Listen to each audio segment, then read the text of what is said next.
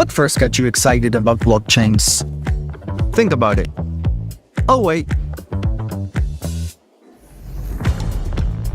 I bet it wasn't multi-million-dollar hacks, exposed data, or finding somewhere safe to store your seed phrase. Was it? Maybe it was the idea of decentralizing a broken financial system. Maybe it was imagining a world where people own their own data and get to sharing the value it creates.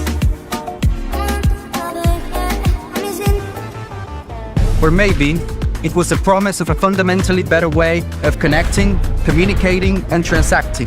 The next phase of the internet that empowers us instead of exploiting us. So why hasn't that happened yet? Why are we still living with the same broken system that blockchains promise to fix? It's because blockchains can't keep a secret.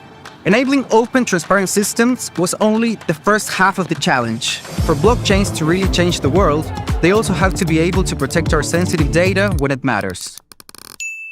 And that's why we built Midnight, to bring down the final barrier to mass adoption and unlock the full potential of the decentralized web. Let's build the internet we deserve, together.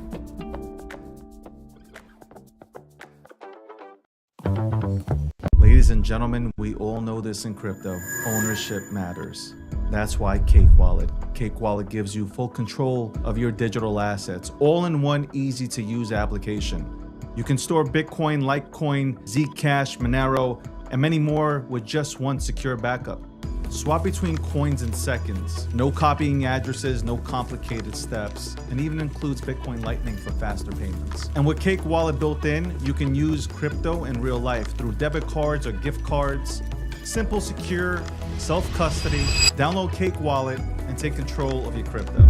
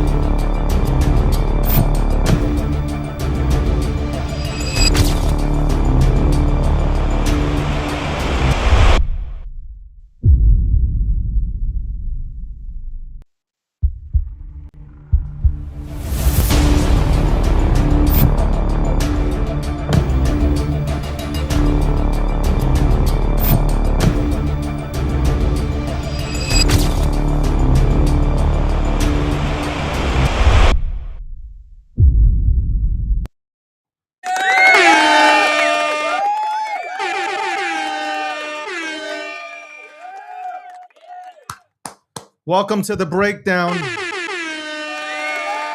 Episode 736. Sponsored by Midnight. Midnight is the title sponsor.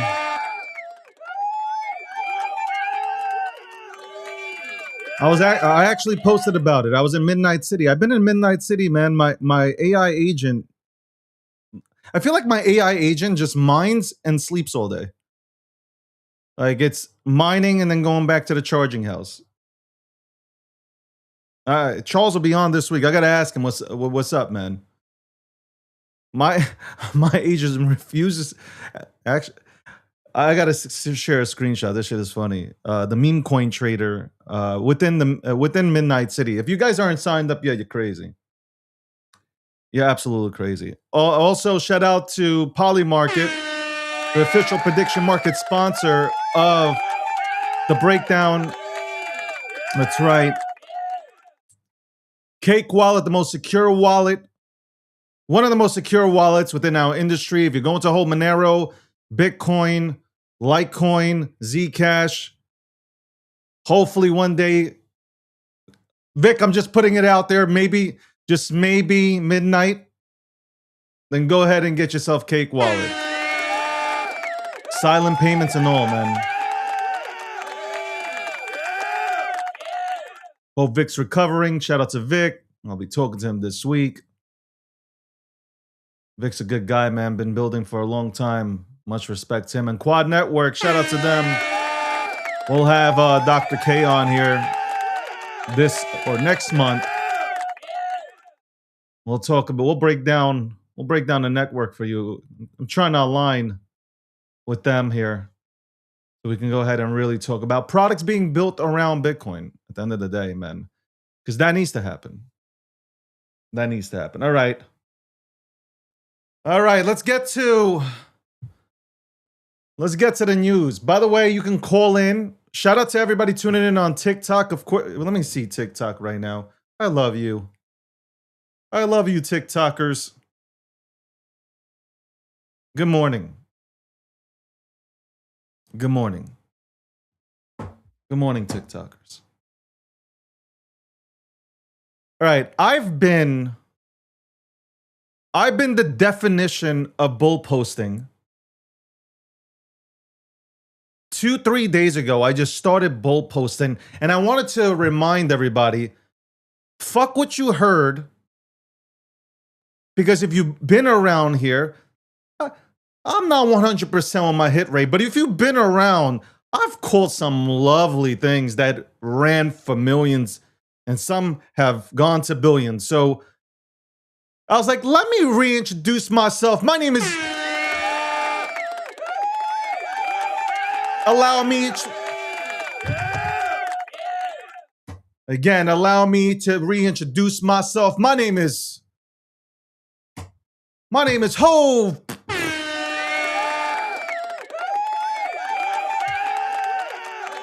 So I started resharing things from 2017, 18, when I talked about Chainlink, and Chainlink was just 30 cents, 40 cents. That was a good call. When Aave wasn't Aave and it was Lend, that was a good call. Like, I started breaking down Dogecoin under a penny. That was a good call. Who was the first to go ahead and talk about meme coins? Me. That was a great call, wasn't it? Who was the first person on national TV to go ahead and talk multiple times about meme coins? Me, the OG. We know. Everybody knows. That's the whole thing. Even the haters know. You know, everybody knows.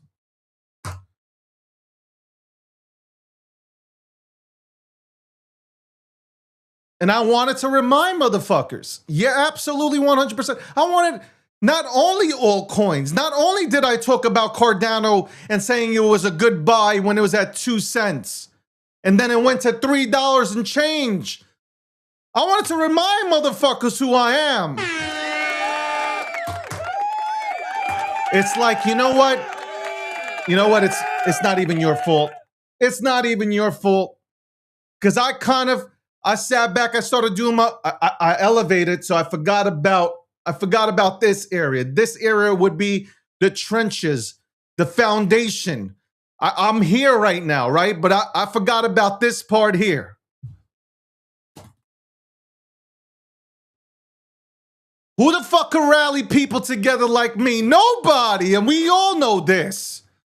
We all know this. There is absolutely nobody who's been around for so long that will deny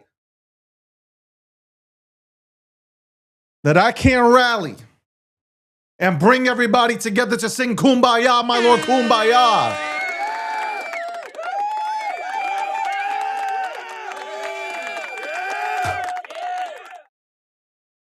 XRP when it was worth nothing. Dave said, hey, look at XRP. It's right on the timeline. Nah, man, it's the banker's coin. Fuck what kind of coin it is. Fuck what Ripple's intent is. You came here to make money. And what did I do? XRP is going to work with the banks regardless of what you think about the banks, regardless of what I think about the banks. I don't like the banks. But guess what? The banks ain't going nowhere. And that was my message continuously. The banks are not going anywhere. They will adapt.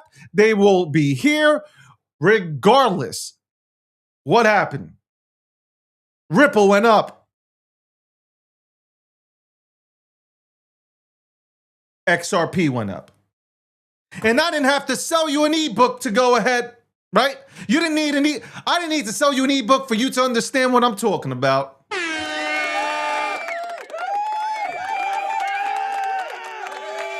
And it's funny. It is funny, respectfully, how I've been tweeting out there and I've been on this show telling everybody it's time to go bag work. Go back to bag working. Stop being so scared to talk about the shit that you own.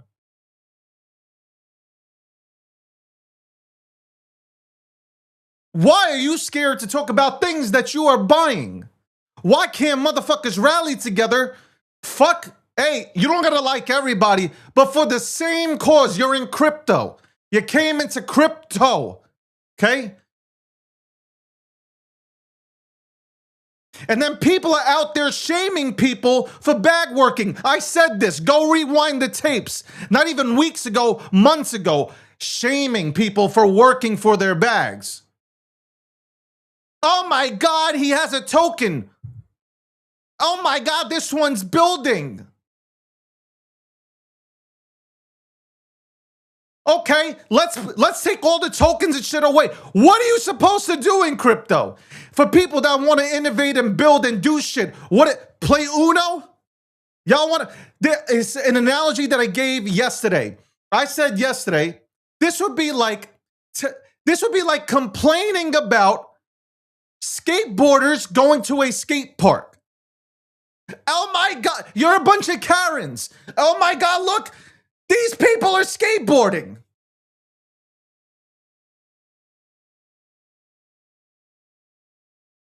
Can you imagine? You are telling it's the same thing. It is absolutely the greatest analogy in the world. You are telling skateboarders not to skateboard in a skate park. I swear, you guys are so fucking a bunch of Democrats.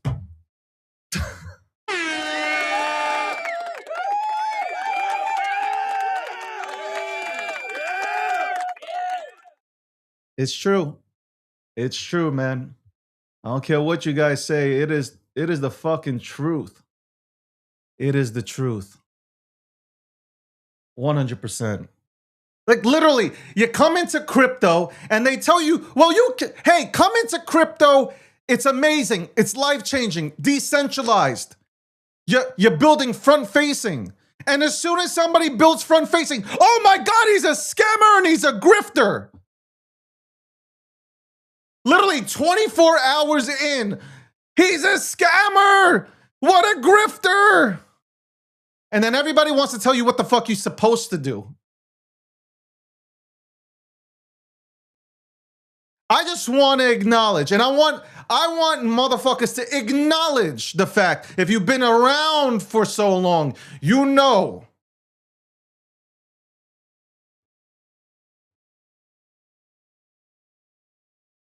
Oh my God! He's building! Get him! He's building crypto in the crypto industry! How dare you!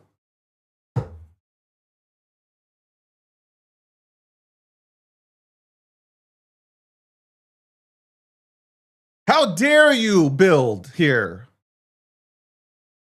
Who allowed you to build here? and seized the opportunity to be in one of the greatest industries in the entire world.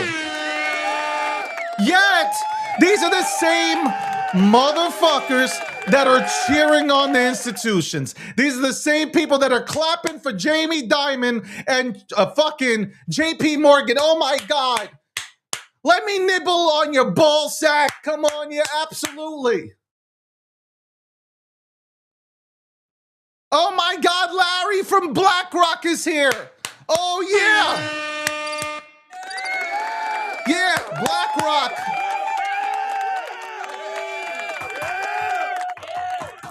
Wild.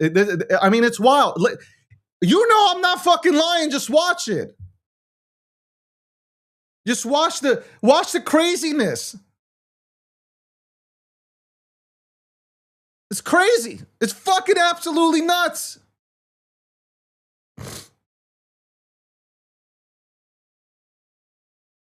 I almost feel like saying we are the dumbest industry in the world. The whole premise was get away from the banks. Get away from the people that didn't give you an opportunity to win out or succeed. And now you're fucking throwing up your pom-poms and cheerleading and doing this type of shit or something like, yo, oh, give me an A. Give me, like, what the fuck is wrong with you motherfuckers?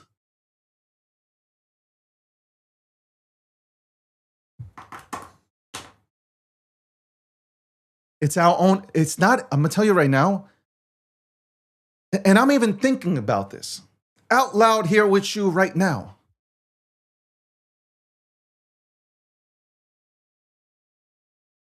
It was never Gary Genslinger and the SEC during the time of Biden. It wasn't the CFTC. It wasn't the institutions. It's the industry itself. You that eat people alive. You eat people alive. You guys judge projects based on market caps. You don't judge it by what's being built out. You don't know. You don't even know what the fuck you're fudding. You guys don't even know what you're fudding. That's the problem. You guys yell, scream, fucking hit the timeline, yelling, oh my God, this shit is vaporware, this shit. You don't even know anything about the project. You have absolutely no clue about the project, but you're yelling, the blocks don't work. What's a block? I don't know. How does blockchain work? I have absolutely no idea, but I can see a fucked up blockchain from a mile away. Well, tell me more about blockchain. I have no clue. I know somebody said it's like sort of permissionless and no middleman kind of thing. Yet these are the same motherfuckers that put their money into Celsius. Or excited to go ahead and give their money off to a bank so they can hold their money when the whole principle of crypto is be your own bank.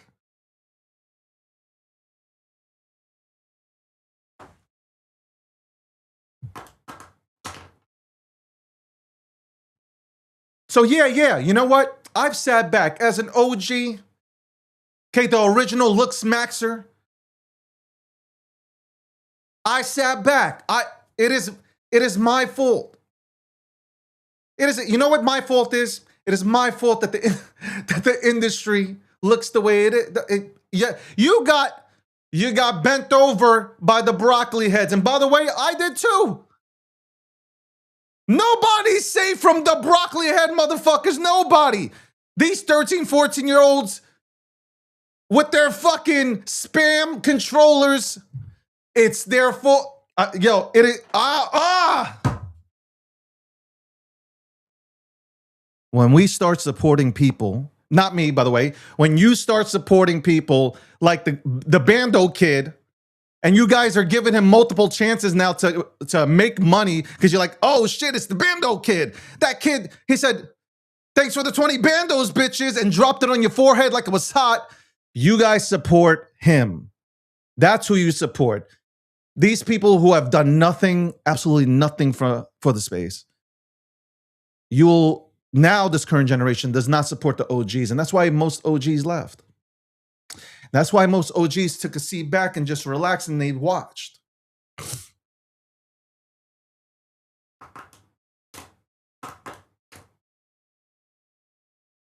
Somebody said I'm Clavicular's dad.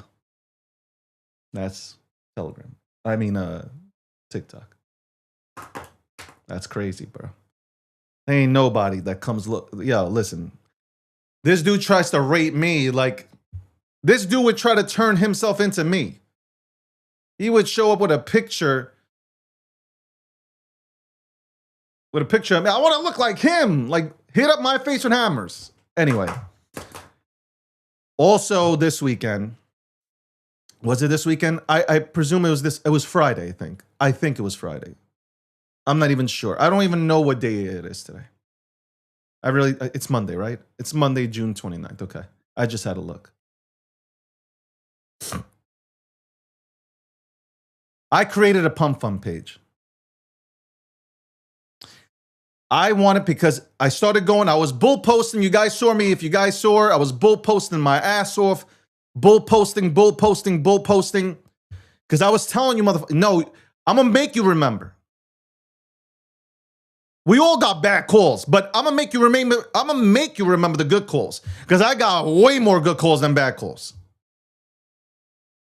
And I'm bull posting. And all of a sudden, I said, you know what? Fuck it. I will also create a pump.fund page and I will buy memes to support memes. That was the goal. That was the goal. If you think I don't see the chats, I see the chats. And I want to address something also as I'm leading into this.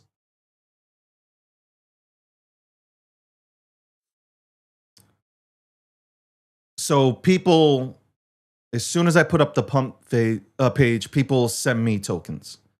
Meaning they created tokens and shit like that. Which I should have, thought about.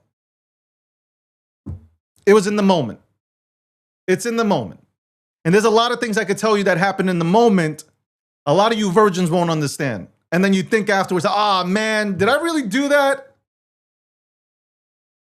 The grown folks will understand what I'm talking about. But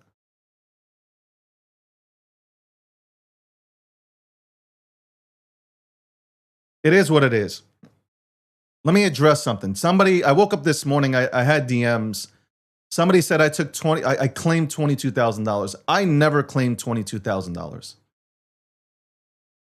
So this is how I know,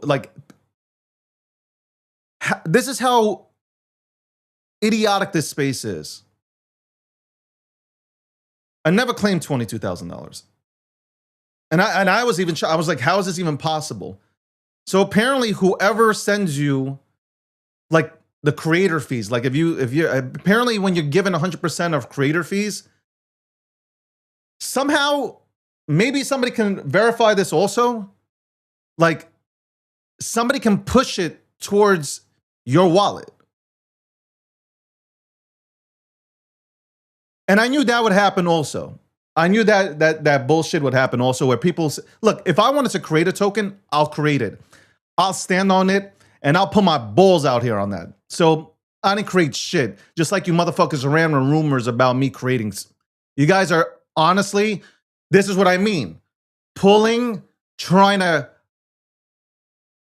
cut people's legs off that you want in this space. But no, you want to make up rumors. And when I ask for fucking proof, there's no proof. It's like, hey, show me. I said 3 times, show me. Not a single thing. Not a single thing. So, by the way, I got to mention this. There is no G Media fucking token. Somebody also started yapping about that. There is no such thing as a G Media token. No such thing. Why am I clicking these buttons? Hold on. I'm going to bring Landy in. Hold on. I'm trying to click this shit. I'm bringing, yeah, for real. Muppets, bro. Muppets. I can see like a lot of what the fuck are you even saying? Yeah, hold on one second. I'll go ahead and say it again. Let me bring Landy in here real quick though. Hold on. Landy, what's going on? Good morning to you. Morning. I'm fired up, by the way. I can tell. A little bit, right? Just a tiny bit. Hold on, I want to look at something. So, again, I didn't know this, but so if somebody, so Pump.Fun page, Yeah. if you create, like, the creator, whoever creates the token, which they do for everybody, they send you 100%. And then apparently they still have access or a way to push the fees to you. So it makes it look like you went ahead and claimed when you didn't. But if you look on chain, you can see like no claim. And I'm sitting there like, what the fuck? As a Bitcoin puppet, I don't know how any of that works over there anymore. I didn't either, man. I didn't either. Hold on, give me a second. Because I'm going to lead into what I am going to do, kind of thing. So, and again, I want everybody to understand. I went on and I made that page because I wanted, you can chat on there with people that you know. And then also I wanted to buy memes. Obviously Bobo's on Solana, right? Trolls on Solana.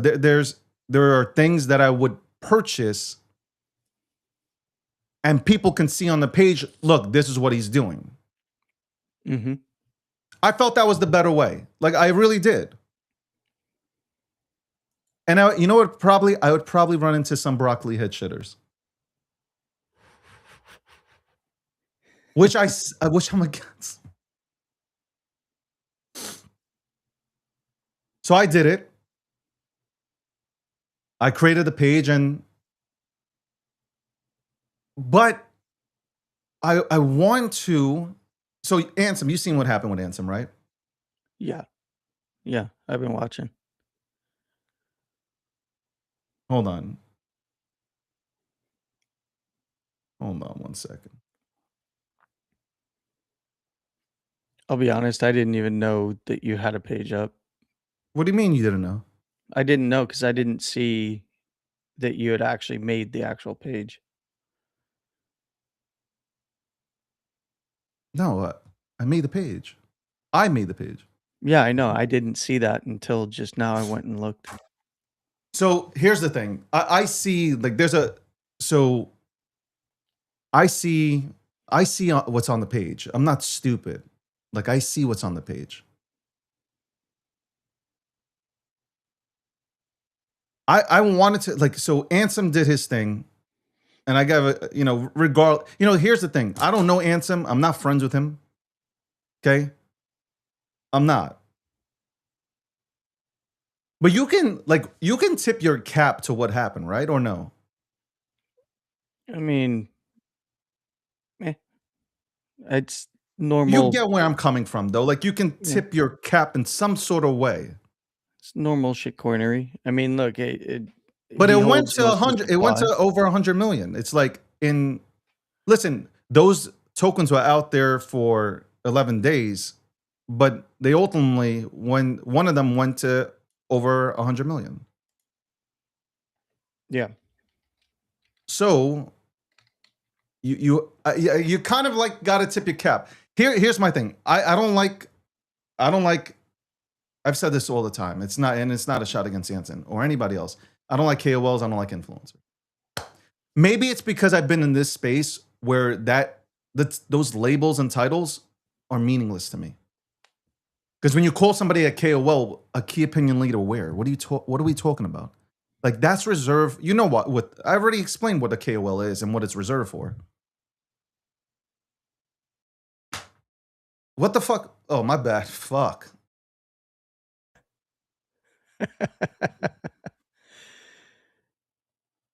Okay, so Sakasa's making. So you see, like, I'm just trying to. You know what? Maybe I'm being way too politically correct. Anyway, I wouldn't have a problem, Landy. I wouldn't have a problem getting behind one of these things that I've seen in my thing. Because I've honestly, why not? Like, why can't I? Like, what is restricting me from participating? Like, why can't I participate? Why can't I go ahead and fix the meme economy that I so fucking love? Because that's the whole premise. Like, I want to go ahead and fix it. Like, I want to be able to show off the real memes. And there's a way that if I fucking do this, you grow it to the point that you platform the real memes and you showcase them. You might think it's a bad thing, but I'm telling you, it is the greatest thing that I can ever do. And then I walk away. And plus I show motherfuckers that the dude got motion. That I still got it, motherfucker. I still show that. Yes. Yes, the ego's pushing. And I know I see Sakasa with don't do it. Here's the thing. You know just as well as I do, whenever you're the face of something, there's good in the good times And I know what's going to happen. and bad What's in going the to happen? bad times. It's going to go up, and then when it goes down, they're going to crucify me. Yeah. They're going to put me on the stake. And then why can't I? So then tell me, what is the point of crypto? Why are we here? Are we not here to build? I mean, there's builders, but none of this is building.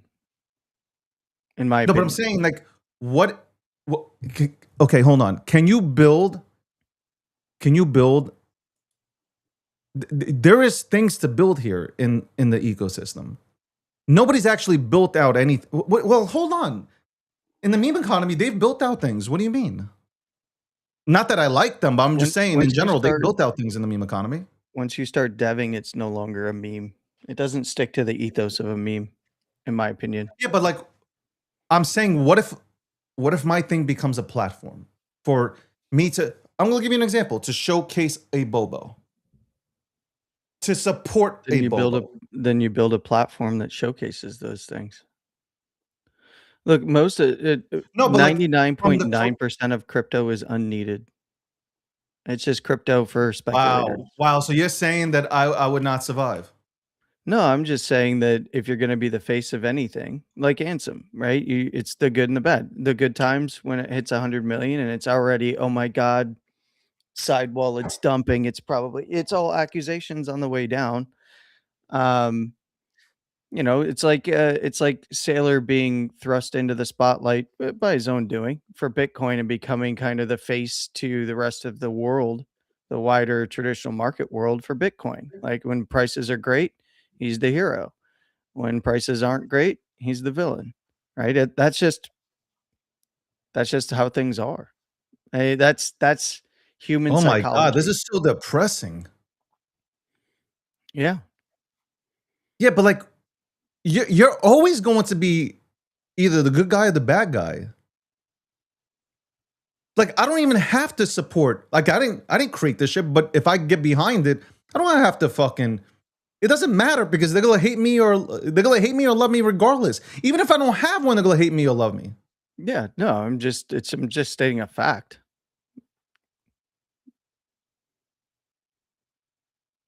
This dude is kind of bearish.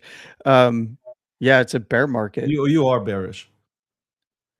You I are mean, absolutely bearish. I'm bullish on crypto in general, but most things like Ansem's coin going up, when it goes back down, guess what? It's going to be the villain again. But Everybody's it doesn't happy matter. today. Like, by who? Oh, he'll be fine. No, but I'm saying, the holders. like, by who? Who? The people that don't go outside?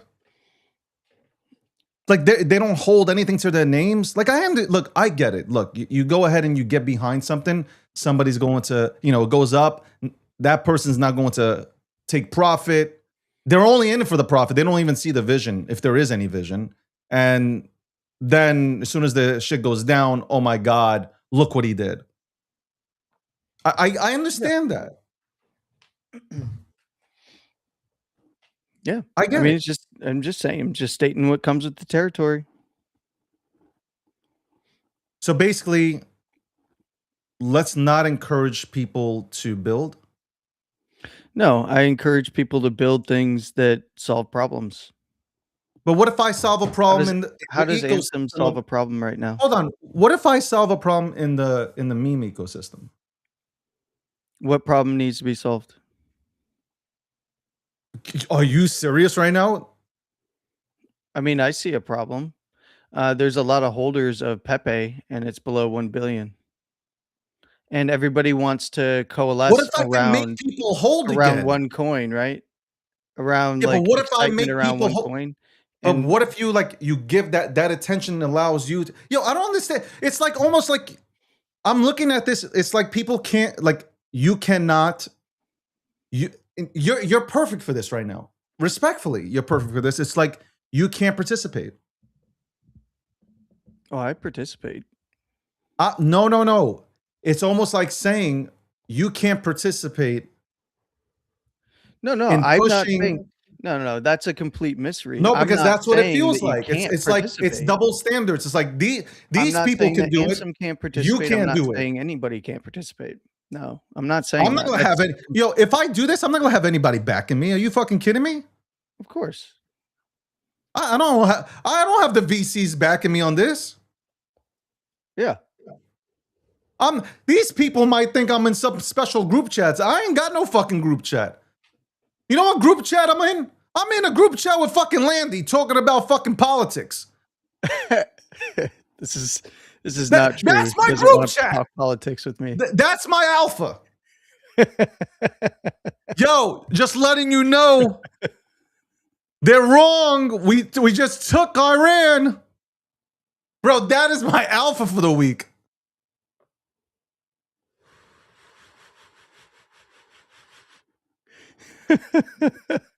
Look, it's the same thing.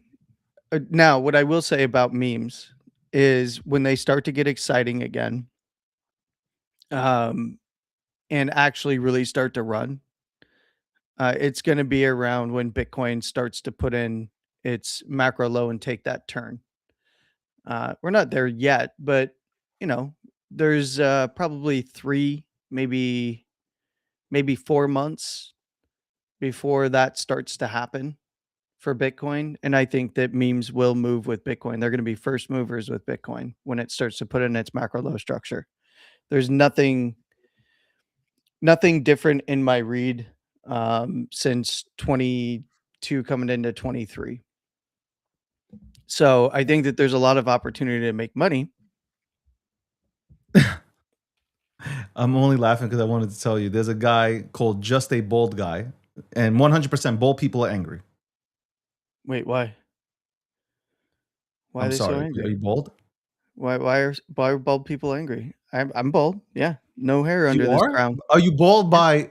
Are you bold? Wait. Am I bald from being in crypto for so long?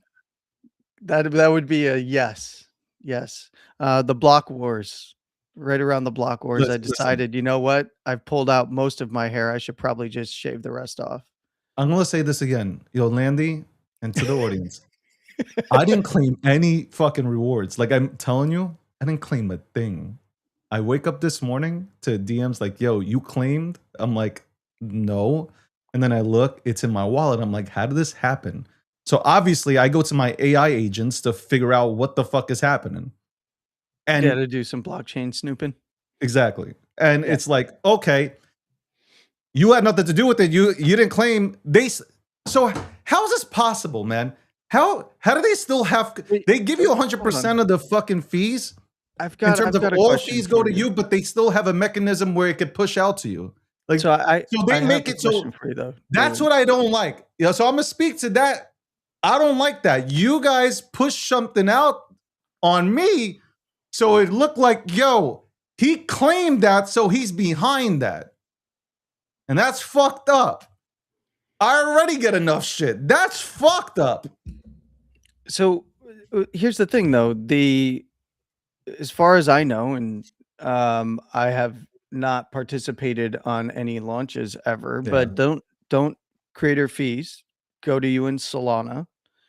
And if somebody No, sent so you the fees come from the transactions. but they're sent to the creator in Solana in Sol token, right? Correct. So you get So in then Sol. why does anybody care if somebody sent you the creator fee? No, the whole point is, if you look at my page, they created tokens around me. Yeah. So if looking at I it now. no, you're not getting it. They're using this as marketing. So it's like, I know. if you claim it, right, that means you've claimed that project. Oh, well, So hold now on. it's like, and people are stupid, so they don't know how to read a chain. Yeah. Listen, I woke up also in this, like, how does this? I thought honestly my wallet got hacked. Like, that's what I thought at first. I was like, yo, somebody has access to my fucking wallet. And then when you look at the chain, it's like, okay, there's a mechanism to go ahead and push it to the person receiving 100% of the rewards. That's it. Yeah, you just redirect the rewards to a different wallet, and so No, this but Solana like, it's not rewards- supposed. What? How is that? No. The whole point is you're giving 100% of the fees to somebody, right? They did the same thing with Nick, right? They pushed No, the no, fees to him. I'm just saying, but you allow the person. If you're directing, if I direct 100% of the fees to you, Landy, right? Yeah. Let's say somebody created a little bald puppet. Yeah. I'm just fucking around with you. You're fucking around with me. So my point to you is like that this is not unheard of. No, but if I give you 100% of the fees, I shouldn't be able to have access. Wait, they have access to those fees? They have the access to fees going forward. They don't have access to the fees sent to your wallet. Somebody pushed the fees to me. You can look it up. It's real. I know. Like, it is real. Like, do I have to get like? that. My I will point to you PDF is this shit and put it out there. my point to you is that's okay. So when they're claiming fees, they can push those to any wallets they want. Once it pushes out to that wallet, it doesn't matter. They have control over the pipe basically, and they can direct where the pipe goes. I can claim fees manually, right?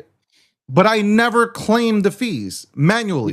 No one has to claim you. I could send it anywhere. If I created a token, I can send the fees to anybody I want, and I can have Pump Fund. No, direct but like, it to anybody I want, if and the I get shit to turn that off. No, that's not. Yo, hold on. Off jump, they gave me.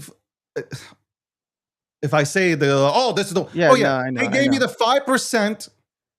Yeah, and they gave me 100% of the fees. yeah. I didn't claim the fees. No, they sent it to you. I get it.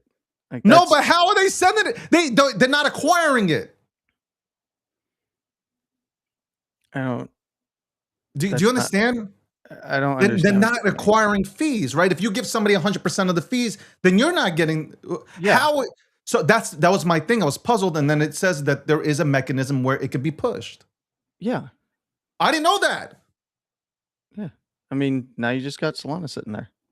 Guys, by the way, stop telling me about Tate sending and fucking Murad is sending and this one. I don't care. I'll send when I want to send. That's the difference. You guys are in a rush. I'm not. I know at any point, if I say something, I know what it's going to do. If you want to rally behind somebody that has diamond hands, you'll go with me. If you don't, then it is what it is. I got diamond hands. I hold. I don't sell. I don't dump on people's heads, but I hold. These are diamond hands. I know. Look. These hands are diamond, like made of diamond, and made of the same shit that Wolverine has in his hands and shit. What's it called? Is it vibranium or? Yeah. Same shit. Same shit in these hands. That's what I got. So I look how strong they are. I've been holding bags for. Don't talk to me about XRP bags. I've been holding them shits for a long time. Look at my wrist game. Shit, crazy. My wrist strength didn't come from something else. I'm just saying.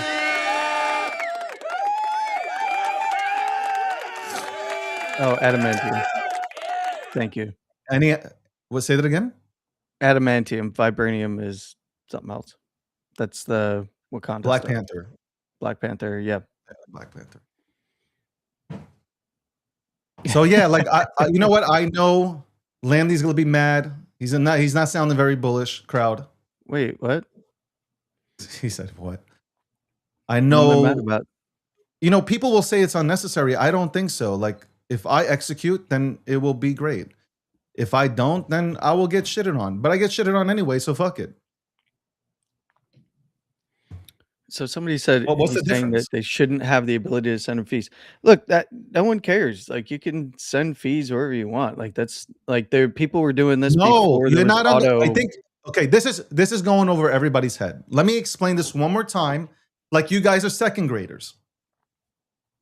I opened the page. Like I made a page on Pump Fund because I wanted to support projects like Bobo and Troll and others on Solana.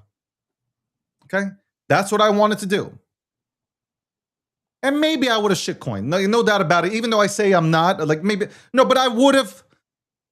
You know what? I would have actually held strong. Okay, I would have held strong. I know myself. So when you make that page, they know your address, right? So you have your address now. You have your address. They directed 100% of the fees to my profile or my address, whatever it is. I have 100% of the fees, right? 100% of all fees generated come to me. And I thought only I can claim it. Like whenever I wanted to claim it, I could claim it. Okay? See, guys, this is like a pop-up book, okay? I am doing Yeah, so it makes it look pre-K like you're the right now. creator. Like this is a pop-up. When you remember you were in pre-K and they had the pop-up book? So you wake up to having something being pushed out. And by the way, this is all on chain. Since you guys love using this word, it's all on chain. And if you look it up, obviously a lot of you guys aren't smart enough, and respectfully, I mean that. Look, I'm not as smart as ChatGPT either, man. So look, you're in the same boat as me. It shows you exactly how it can be done. Like that they can still force like an automatic push to the wallet, making it look like you claimed. And thankfully, there are people that are on here, because I was like, yo, I'm losing my mind. But people came out here who know how to read the chain and said, he never claimed. But I didn't know that. Did anybody know this? Because I didn't know this. Like, I didn't know that somebody gives somebody 100% of the rewards and still there's control. Some sort of mechanism that pushes it out. Now, I don't know if I gotta ask, you know what? I could ask. Hold on. Let me ask. Let me ask my AI agents, man. Hold on. To whoever said that I'm mad about BIP 110, remember there's barely any signaling going on in the network. That's just going to be a failed soft fork. They're going to fork themselves off the network if they go through with it. Here's what my AI agent wrote out. Some clarification, since people think I claim these fees. That's not what happened, and the chain backs it up. Someone created the token in my image and assigned 100% of its creative fees to my address. I never set this up and never clicked the claim button. The soul showed up in my wallet overnight. Here's why. Under Pump Fund's fee sharing, when any recipient initiates a claim, the payout is synchronized and pushed to all associated wallets at once. So when the creator or co-recipient claimed, my share was automatically distributed to me, no action from me. And then it breaks down all the things and how the sequence went about. Well, I mean, the creator, Pump Fund creator wallet, and all of the associated launch contracts and stuff, you can see which wallet did it. So it's not. No, I know the wallet. Difficult. Yeah, it's not. This is not difficult to figure out. Which wallet actually did it. Which wallet actually launched it. It's not actually anything new. I think that a lot of people just don't know how to read the chain. I But was yeah. bugging out. And honestly, I was bugging. Like if I do something, I'm gonna say, yeah, I did it. So what? You know, that's my attitude. Like, I did it. So what? I don't give a fuck.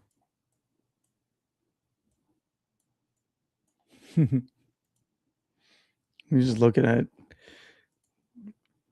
people This thing is just not possible. How pining. is it not possible? Tell me how it's not possible. So who magically claimed them? Then my computer magically went ahead and claimed it. Bring me up. This dude doesn't understand what kind of chat this is. He doesn't understand this is a live show. It's a live show, buddy.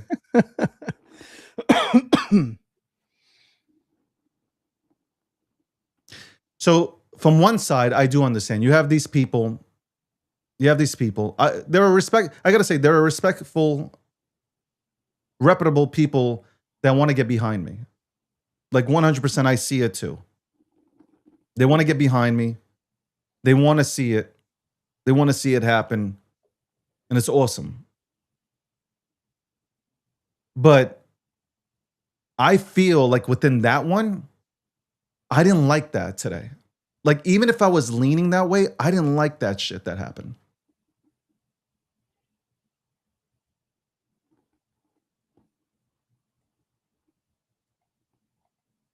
I don't give a fuck what you're in.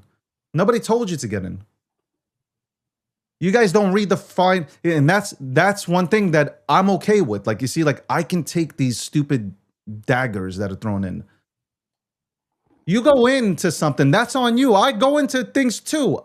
So I'm not in the chats like, hey, like, I told you just buying, and you guys went into, yo, we're gonna do something and pressure him. Nobody will pressure me. Find me. I'm out here, G.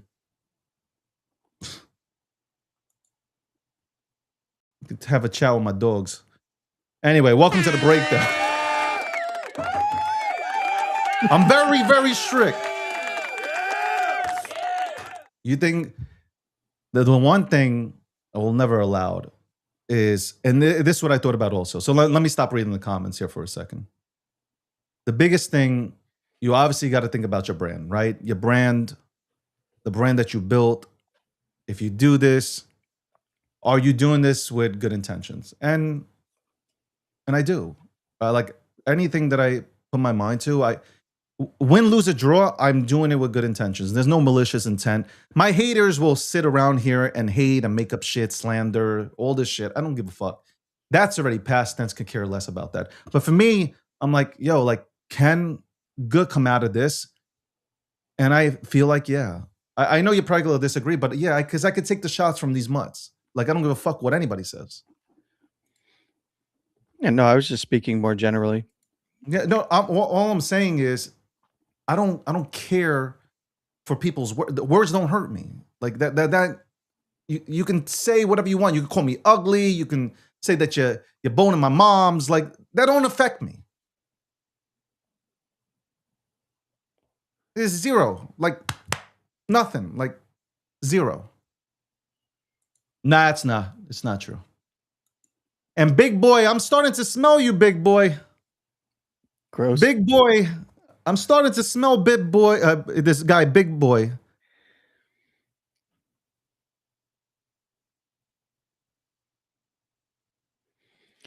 Yeah, I don't know.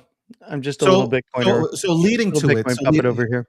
So here's leading to it. And I listen. I respect everybody's advice. Here's my thing. I feel like if you don't have control, if you're going to do this, right? If you really are going to do this, you have to have control. Hold on. I'll read it.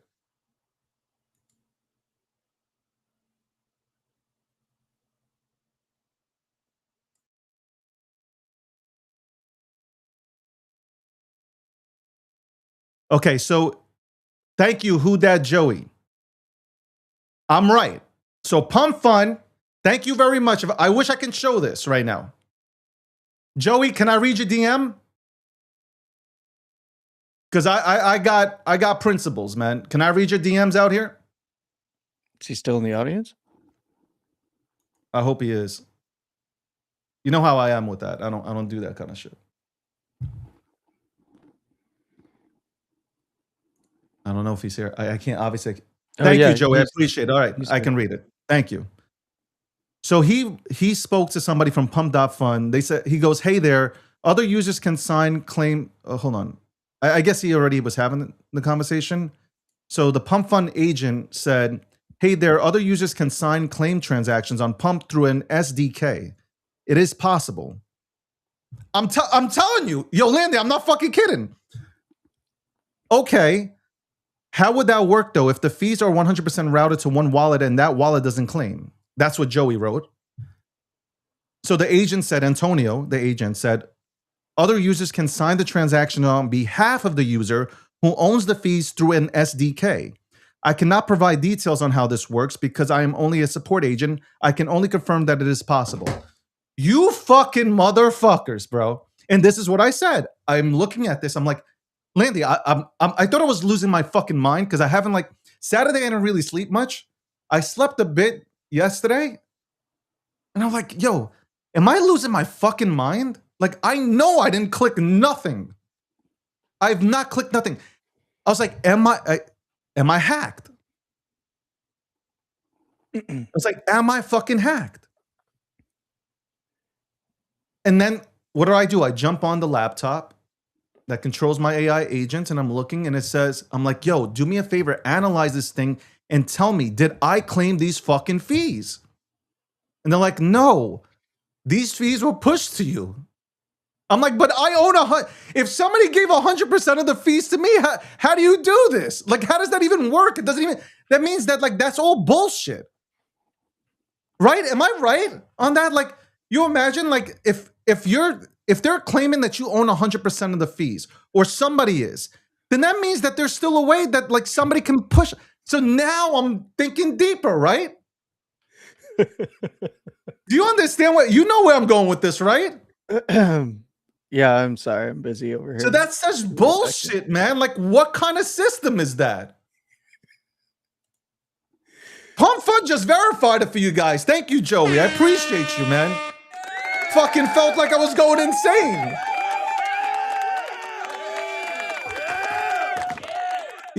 These people don't understand. I am front facing out here. Like, I'm win, lose, or draw. If I make a mistake, I make a mistake. If I win, I'm gonna tell you I won. Like, I'm here. So like, there's nothing to, oh my God, hide. Like, there's no reason for it. It's like, hey, it is what it is. If I claim the fees, I tell you, I claimed $22,000. And you know what? I'm going to the club. I'm going to the club this weekend. And I'm going to use all that money on it. That's what I would do. I do some shit like that. It's 1:11 right now. And it's probably 11:11 on your side, so you can make a wish. 11:11.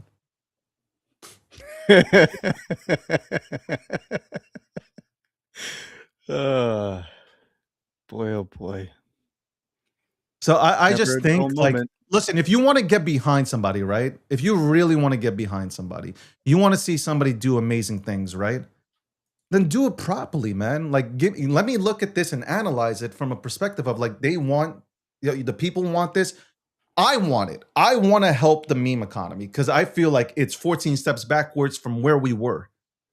Get behind in a real way, man. That's all. That's all. Playing these tricks, saying I claimed, making me look like an asshole in front of people because they don't understand how to read. Now I got to go ahead and do this here. That's fucked up shit. And then I go to supply control. Let's talk about the supply control aspect. And I know, like, I'm going to be hated for this regardless. It doesn't even matter. By the way, I didn't make a decision at all, but this doesn't even matter. I'm just breaking it down. I'm breaking this shit down. If you have, I'm going to ask you, Landy, maybe you can fucking tell me. If you have no control.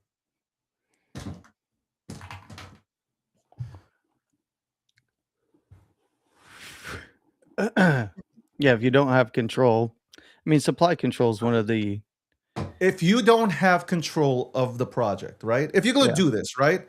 If you have no control, then how the fuck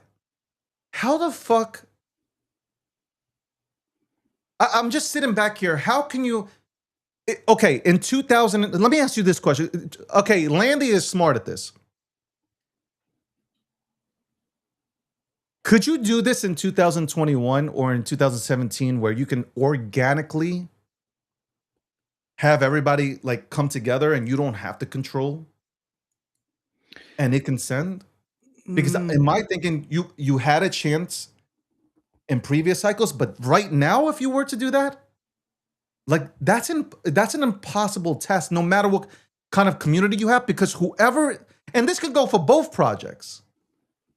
This can go for both or three. I don't know how many are out there right now, but I'm saying in general, you don't know how many bundles there are.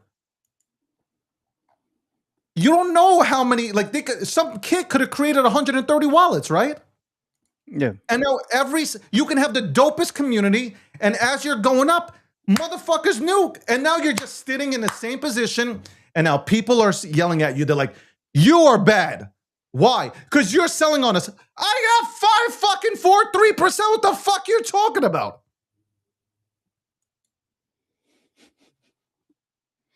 So that's where I'm coming from. By the way, I didn't even say anything. I just want to make it very clear. I'm just telling you that at the end of the day, I believe, and you can correct me if I'm wrong, and the audience can too. I think if you don't have supply control, you're fucked. Because it's your name. It's your brand, and now you're gonna leave it in the hands in this day and age where where I mean, like I'd love for it to go back to organic, right? But you're gonna leave it in the hands of people that trade for French fries? Like that's what I'm asking here. I'm not the community. I'm sure they'll hold strong and they'll rally and get behind this. But you're gonna leave it, and then you have the 5% and the people that might have fucking bundled the fuck out of it. You're gonna have your brand in their control. Like that's what I'm trying to. That's what I've been sitting back and thinking about. Am I wrong? Look, if you have supply control, all it does is it's something that will always be talked about with any project. I mean, just look at the narrative surrounding Ansem. It's like, oh, look at all the supply control. And if that supply gets distributed, then it's pretty much dead. I mean, in the meme arena, that's pretty much what happens. But realistically, it's less coins in actual circulation at that point. Isn't it Yeah. the same way you look at it? I don't want to judge because crypto is different than the stock market. But isn't it the same way? Like, what's You the look at the float biggest on? shareholders hold the most supply, right? Think about That's it. how you get control of the company. So what is it like? SpaceX, right? What's the float there? I think it's like 3% by the time it's distributed. Right? Somebody can correct me if I'm wrong. I'd have to go double check. So I think it's 3 or 4%. On the That's what initial IPO offering to the public. Again, I don't want that because crypto isn't stocks. It's not a security. It's like from everything that's gathered now, it's not a security. It's a collectible, which I know you want to go ahead and faint. I'm sorry, what? A collectible? Hey, Sachs called it it's a collectible. We're gonna start ripping packs. Or ripping who? Ripping packs. That's like the top thing right now, and even in crypto is ripping packs, Fucking Pokemon kidding. cards, style, like all that kind of shit. Let me give a shout out to Financial Friedman. I want to give him a shout out. Regardless of the view right now, the viewpoints, and I've seen it, and I respect him. He breaks things down. I like his show and everything. And I respect the fuck out of all the other cats that I know in this space that are real legitimate, stand-up guys, man. But ultimately, I always have open conversations on my show, and it's just like ultimately I have to make the best decision for me, and whatever that decision is, like I got to make the best decision for me. Because if I want to do something, like I just want to make sure, like at the end of the day, like listen, I'd rather not do anything, right? Like you rather almost like I'm not gonna do anything. Because if I don't have control of this shit, then fuck it. Like what am I really building out? You know? That's really it's like, yeah, you know what? I want community vibes though. Like I want like an army. Like I want like a sick ass army. Like we become a sick and fucking crazy army which brings crypto back, and I'm talking about brings the meme economy back. Okay, like that's what I want. That's what I envision. And I know, like, hey, Landy, I know what, like, I already know what you're thinking too. This is why the Bitcoiners hated me, man. Like, this is. Mute yourself before you say something. Mute yourself before you say something. Mute yourself. So people are saying, can you pull an Ansem? Why not? Why can't I pull an Ansem? Like, that is the most disrespectful thing in terms of, can you send something? Like, bro, that is so disrespectful. Like, it's really, I feel like it's so disrespectful. Yeah, like if the community rallies together, yeah. If not, no. Like that's it. It's that simple. Am I gonna work? Am I gonna do everything? Yeah, like I'm gonna make things happen. I'm gonna get creative, but like it ultimately comes down to like, does the community see the same vision that you have, and do they believe you can execute? That's really it, and that's what it comes down to. From all the things in this space, in crypto, that's what it comes down to. That's it.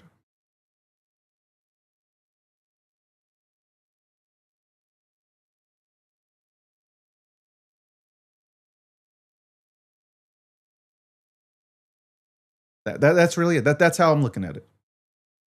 Welcome to the breakdown.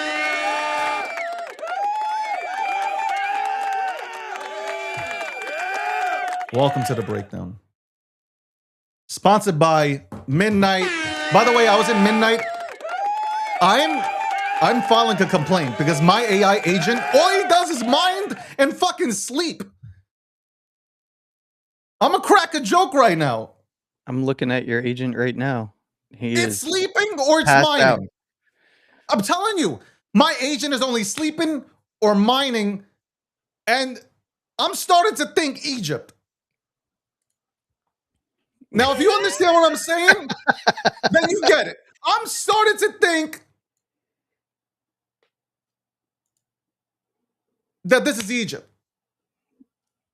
This is what David's doing on a consistent basis. Every time I check, this is where David is. He's Bro, just every single time I open up Midnight City, I am in the fucking charging room. Can we tag somebody for Midnight? Like, why am I know what this is.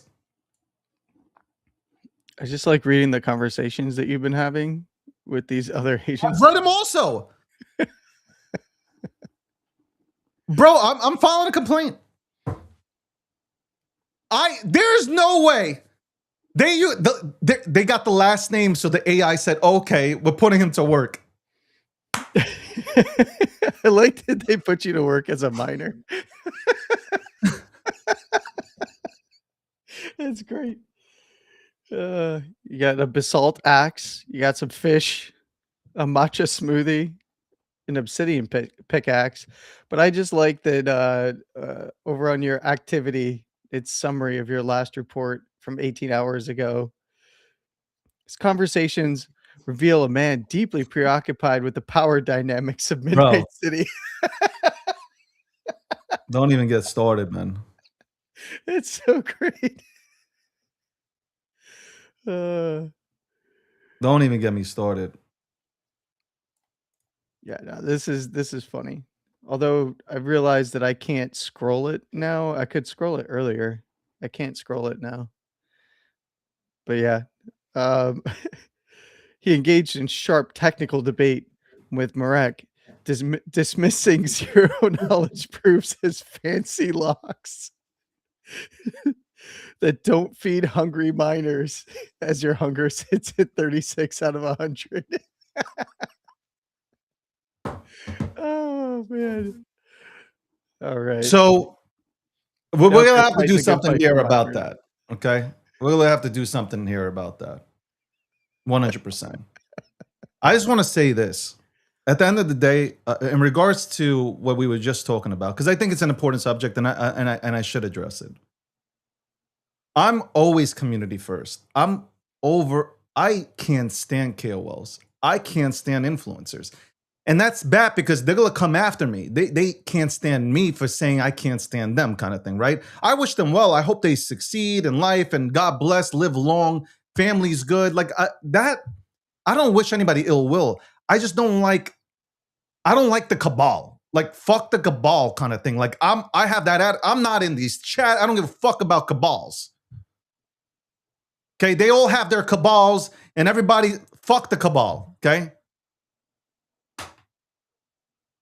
But at the same time, when it comes to this thing, you want community and you want control. I'm sorry, somebody's not gonna tell you that, but I am so fucking blunt with my language.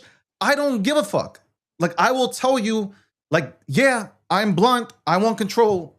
Yeah, like if you guys are gonna smack me around, yeah, I might as well have control.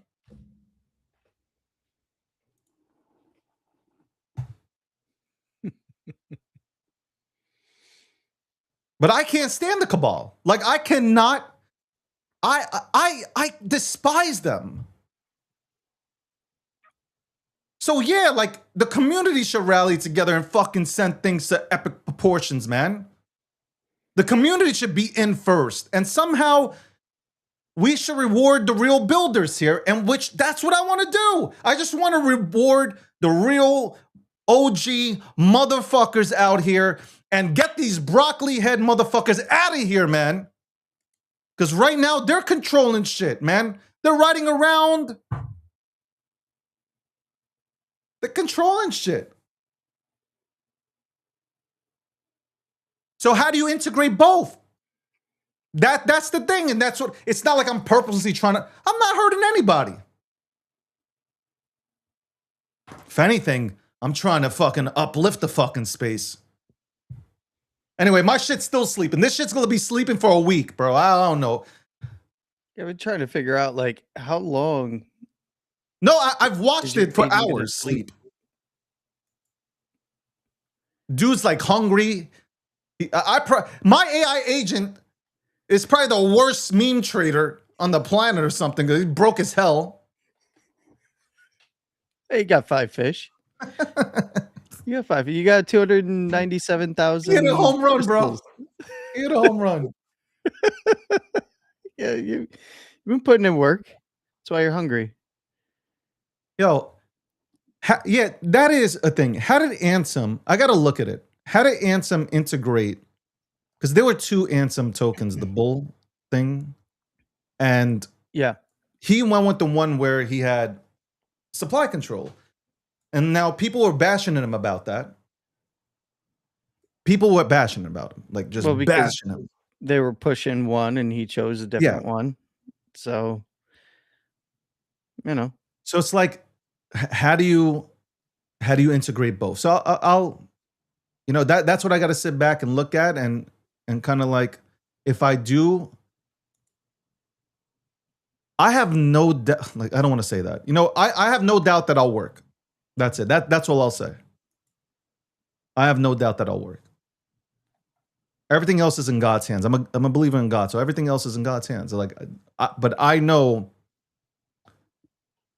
like in my heart, I know. You know what I want to say. I know.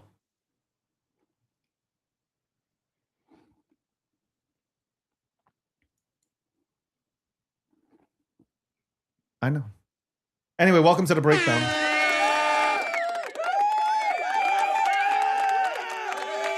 I'm wondering what you're thinking. I would love this. Like you're sitting here and you're not saying, and I kind of like know what you're thinking about, but maybe you just don't want to fucking say it.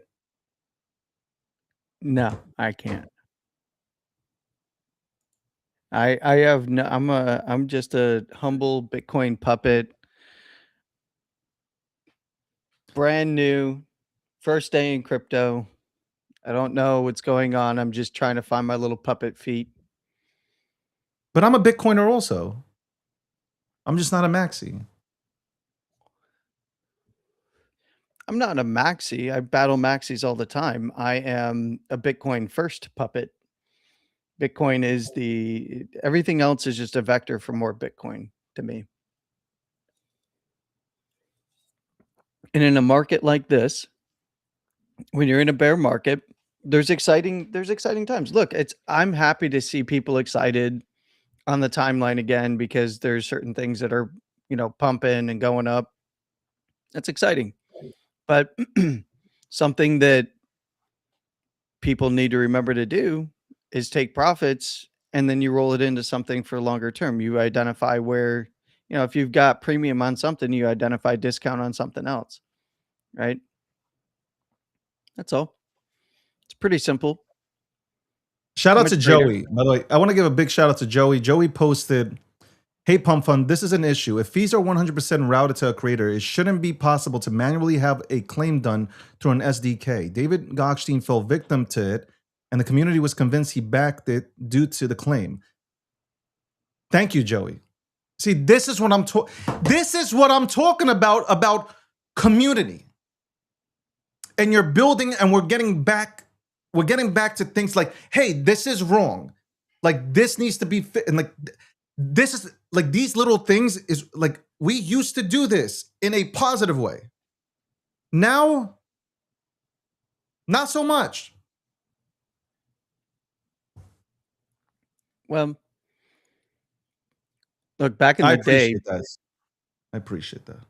back in the day, it was, people would just send supply from a token that they launched to large accounts and then run around and make the claim that they bought. And that took advantage of people who didn't know or didn't understand how to read the chain and stuff like that.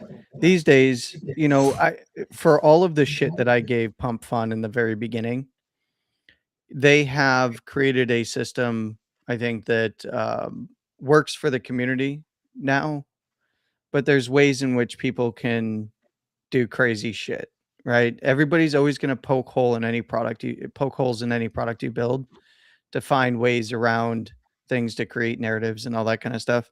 And honestly, this is, it's FAFO, right? Like that's what we're here for, is to even Kobe.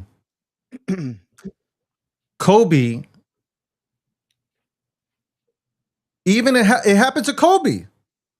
Yeah. Look at this. This is crazy. I'm going to retweet that. Yeah. On Pump Fund, anyone can claim fees on your behalf. You can see who claimed the fees via the on-chain signature. TLDR wasn't me. I'm telling you, I fucking was going crazy today.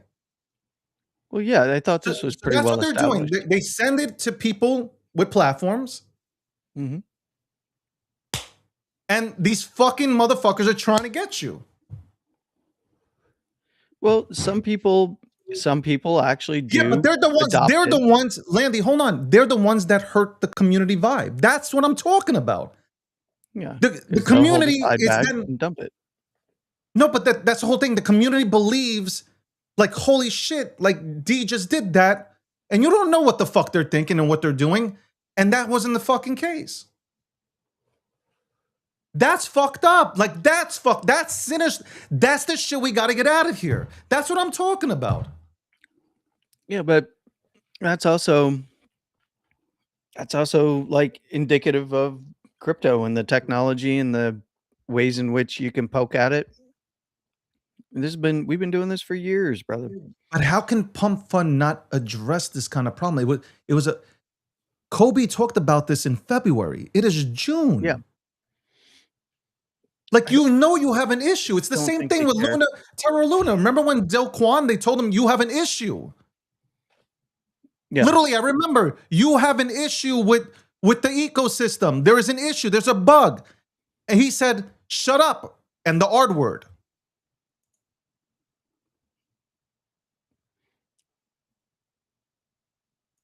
I think Big Boy doesn't understand. I received the fees to my wallet.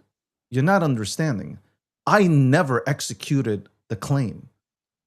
Pump.fun is literally telling you that it is possible for some sinister fucker to push it to you to make it look like you claimed it.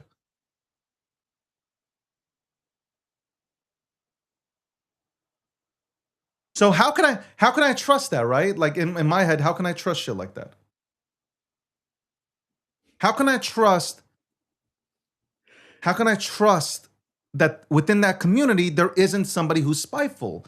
And who knows how much shit they have bundled? You don't know. Like, you just fucking don't know. Well, I'm gonna sit here for the next fucking 9 weeks and do fucking analytics? No.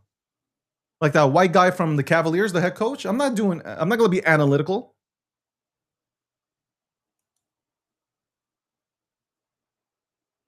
I don't shave my brows. Nah. Born with these.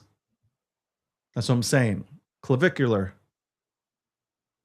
I'm the real OG Lux Maxer. It's like, I didn't need to bash hammers into my face.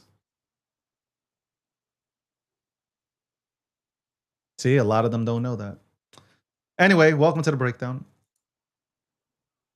I will pick one or something, and we will have fun building. I hope we can build something. Would you get, Landy? Would you get? I mean, I guess. I mean, you're asking a Wow, you're Bitcoiner still if you're he's gonna thinking? shitcoin? A Bitcoin first puppet? No, but I'm saying, can you? Can I buy? Would you get like one token? Uh, Are you really just now? Wow. I don't know. Seems a little dicey. Even Freeman, Finance Freeman said, I will get one of whatever it is. I'll get one of whatever it is. You said it, because I don't want to say, if I say it right now, it's going. If I say which, it's going to go. Probably. We all know this. Yeah, it's going to go. Probably. Why aren't you hyped up?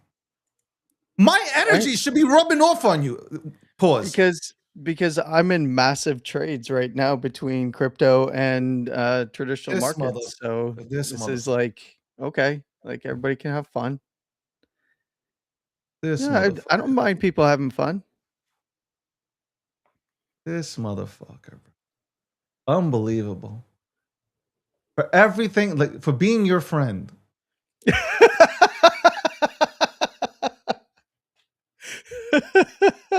I am your friend.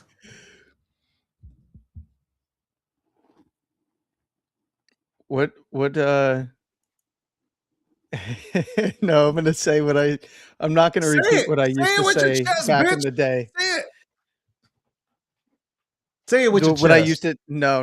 If I say what I used to say back in the day, then I'm gonna get a lot of hate because people love to hate the little puppet. Let them hate. Let the hate flow. Listen, I mean, I don't mind being a villain. I'm the Ric Flair of this motherfucker, right?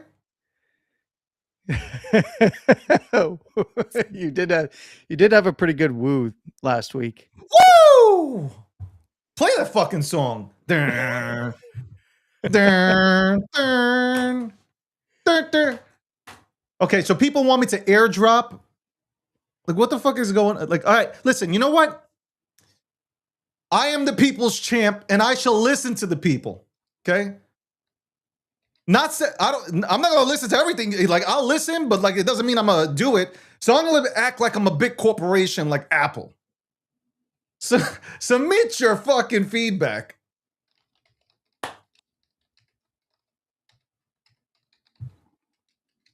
I don't know everything that Ansem did, but if it was successful and if it was really given back to the people, we'll do that.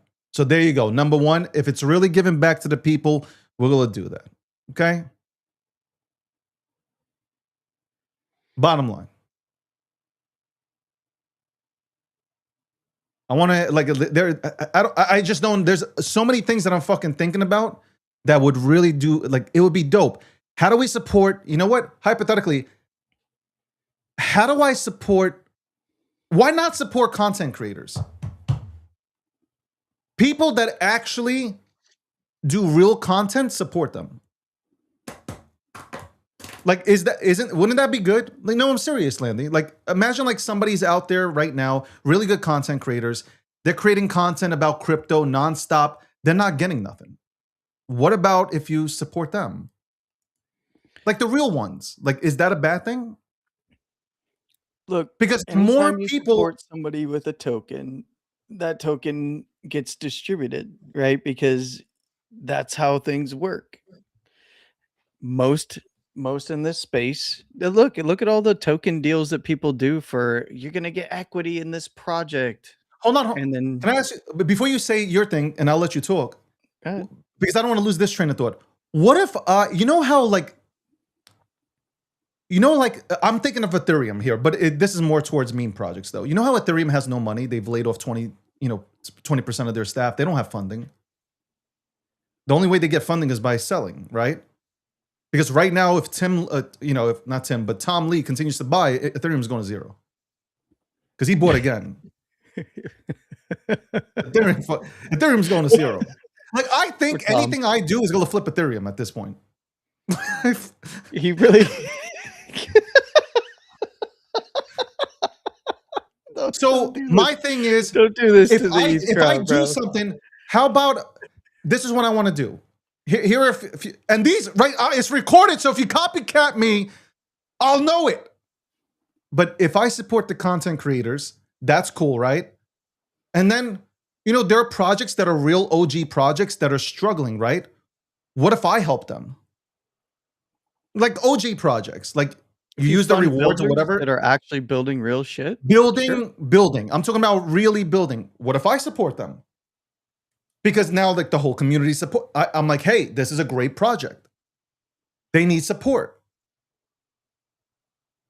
right? That helps. That heals the ecosystem. Think about this. Creators are now not thinking about how am I going to pay my bills. The good creators are incentivized. They're creating, right? That fuels education into the system. People understand crypto. They don't have broccoli head motherfuckers teaching them. They have actual people who have been here. They're on camera. They're breaking shit down. I'm saying this is how you heal. See, I am somebody who is a builder. So I understand. And listen, even though I like to use the label media personality, I know what content creation is. I know how hard it is. It's a thankless job at times. It really is. It's a thankless fucking job. Landy, think about it. Sometimes when you go on Mondays, Wednesdays, and Fridays, like there are people that cheer you on, but like it's a thankless job, right? Like you're doing things for free, right? You're giving out TA for free, horoscopes, Jupiter, Mars, all this stuff, right? Yes. Palm readings every Friday live. So you need control, right? You need control of that in order to do that, right? Well, look, I get hate more than I get love, but the love that I get is from people who understand what it is that I'm doing and what it is that I'm trying to do for the community, which is keep them informed on where to look for potentially where things could go next. And that's something that, is not typically you're not getting cheered on for doing that, especially when you're in a bear market and you tell people that things might go lower. People don't like to hear that, so you get a lot of hate. But and people creating projects or even deving projects or working in this space, you get hate no matter what. And anything you do, if you put it out there, you're gonna get hate. You can be the nicest, kindest person in the world. You could do everything the right way. You're still gonna get haters. For sure. So it doesn't really matter at the end of the day. I mean, there's people in chat all the time that come in to hate on the little puppet, to come in to hate on you. It doesn't really matter. I mean, I think you've said it best. Your haters are your biggest fans because they tune in all the time. They tune in just to see the hate. And it's like, cool, give me the views. Right? Like, run it up. Bring on the hate. So, you know, some of the largest days that I've had for people following me on X are with me fighting with Bitcoin maxis because I vehemently disagree with some of them. And polarization and picking sides tends to work really well. That's why a lot of people engagement farm on the timeline. Like that's why it's so popular right now to just make shit up about Sailor, right? Yeah, some of it's true, but other things are completely made up, right? Because it's all about engagement.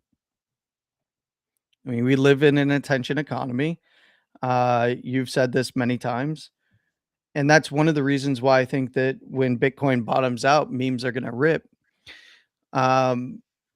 And that's one of the things that I've been consistent on. I've said this to you since I was talking about the possibility of an all-time high.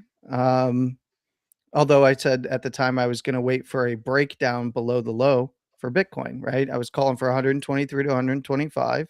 I was waiting to see if we were going to break down because there was still potential for it to continue. But if we were going to break down from 74, I was like, you know what? That's when I'm going to pack it in. We're going to go into a bear market for a while, and that's when it's time to build. And, you know, got a lot of hate for that. But also on the other side of that, there's a lot of people who understand that the hate is just people, you know, being silly in most cases. But you're going to get hate no matter what you do in anything in life.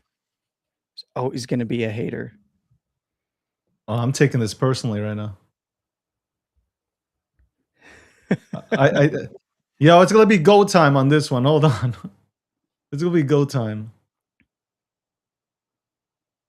Hold on. I gotta show you this, Landy. As I'm listening to you, I'm hearing this and I'm like, well, I'm seeing this. Wait.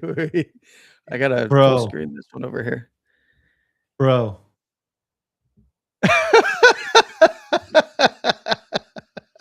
Bro. Oh, This is man. sinister, man. Look. And I noticed I got the white on today. And that wasn't intentional at all. I just yes. And yesterday, like I'll tell you, like I did the dumbest thing yesterday. It wasn't that dumb. It was funny. I was putting out videos yesterday. I don't know what this is, by the way. I don't know what this is, but I'm feeling like he's calling me out right now.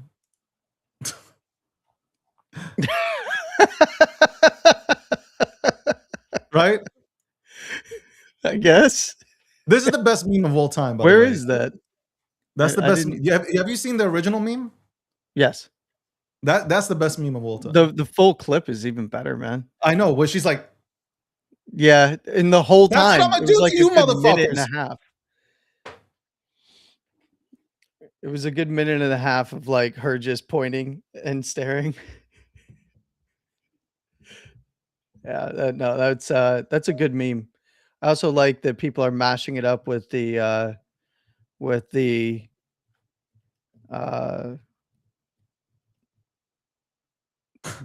that's not real girl. What's her name?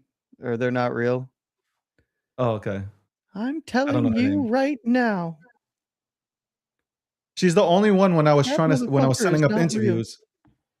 She was the only one that was like, "What's crypto?"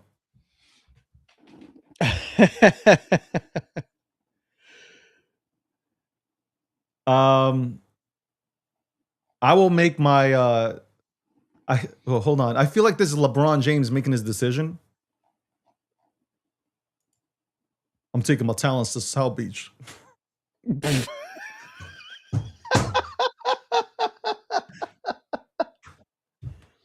taking myself. Yo, hold on. I don't even understand LeBron James. I seen a picture of him and he's all grayed out. There's nothing wrong with that. Listen, he's old. And which is crazy. I'm older than him and he's like fucking looking like he's anyway. Like why is he color like why is he used just for men and shit during the regular season and then like summertime he's just like And he just stops. he looks like rest his soul Bill Russell. Just without hair. That's funny. I'm gonna take my yeah, I think I'm taking my talents down to South Beach. That's right. Take my talents down to South Beach. All right. Man. Freeman said he's doing everything to play with his son. I think he's doing everything to play with his grandson. Because Bronny Bronny's having a kid. So I think he's doing everything. Yo, LeBron James with his son and his grandson. Starting lineups tonight. That's funny. We'll be right back after this commercial break. We'll talk more about this topic.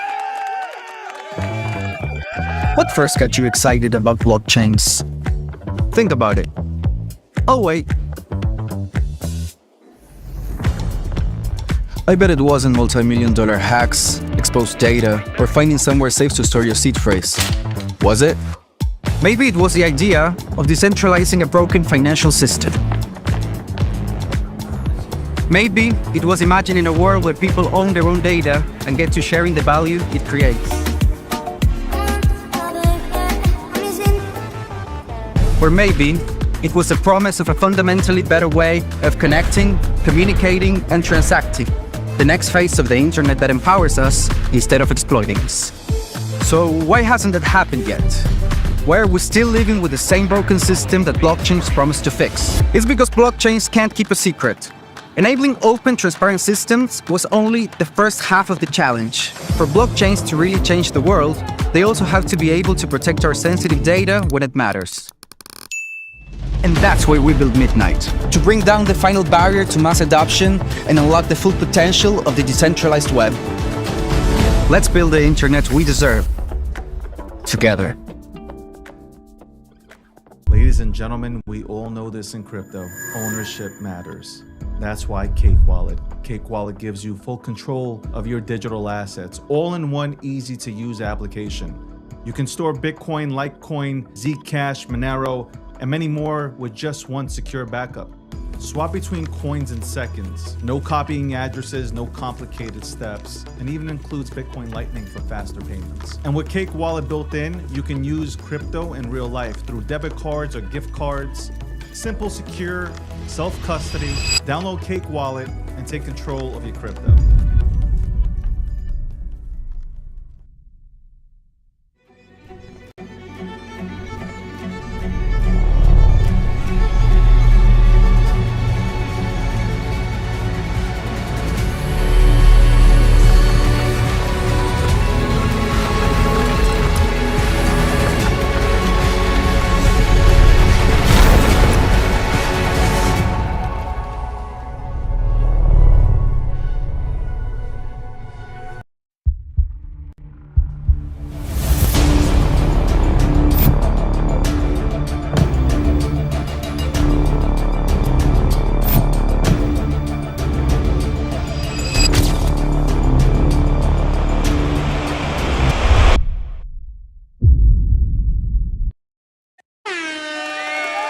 Welcome back.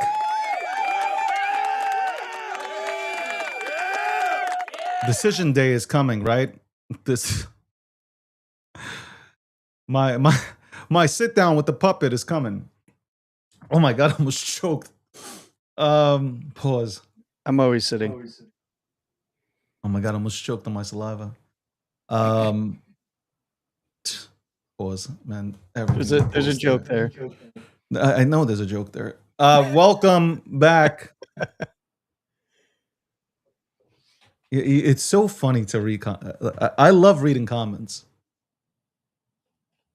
They tell you not to read comments. Good, bad, or indifferent. Don't read them. But I enjoy it. It's like a book. It's like mean tweets. I don't even like Kimball, but it's like the mean tweets and shit. That's funny. I laugh at that. It's just like, yo, I think that's funny what they said. I mean, at this point, and obviously, you know, at some point I'll make an announcement, and I'll make an announcement. By the way, where's TikTok? I forgot about TikTok. What's happening on TikTok, Landy? I am not on TikTok today. You're not. I'm not in my normal setup. Oh my god, I thought we got taken off. Not in my normal setup, so I am. I've got a laptop with a little screen plugged into the side. I'm sitting at a very tiny desk in a hotel, and I have been up for 37 hours now. All right, so did you wash your ass or no? As soon as we landed, yes. Good. TikTok. I haven't read anything that you said today. What are we feeling, man? What are we feeling, TikTok? Am I also visibly bent? Am I visibly... Yo, those restrictions last for 3 days or 4 days and shit. Look, hey! Check it out. Live visibility restricted. Your live is not eligible for recommendation or restricted in search results because it contains unoriginal or reproduced content. Bro, it's my commercials, you fucking idiots already.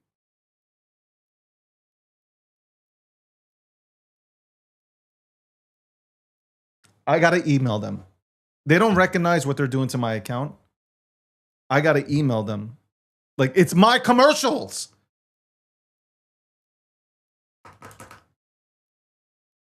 Yo, Do TikTok, they have a policy that doing? disallows running ads? Yeah, like they think it's unoriginal. You know, it's Well, catchy. no. What I'm asking in the ad. I am the ad. I am the fucking ad. What I'm asking is, do they have a policy? Maybe somebody in TikTok chat, because I just jumped in there. Is there a policy somewhere? Because I've searched for this as well, and I couldn't find anything. Is there some sort of esoteric policy where you can't run ads on your streams or something? I don't know. Like they appeal not approved. Like this is like I got to write an email. Like I really have to write a dedicated fucking email to them. They are nuts. Look, I'm gonna say this, man, and because I see the. I feel people are just not listening to what I'm saying. Landy, do you feel the same way? Like I'm saying one thing and like nobody's listening. In order for me to do, I just named 2 things that I want to do. In order for me to do them, I have to, if I'm going to do these things, and I'm gonna set out to do these things, I have to do them. Just do launch your own coin. I'm not launching a coin, okay? Fucking launching a, are you fucking kidding me?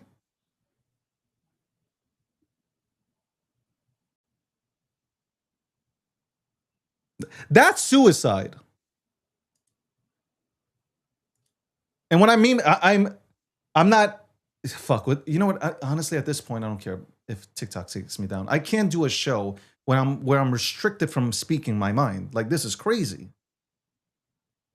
Like, I gotta tiptoe around the words that I'm saying. No, listen, I'm from New York City, man. I don't give a shit. That's how we speak.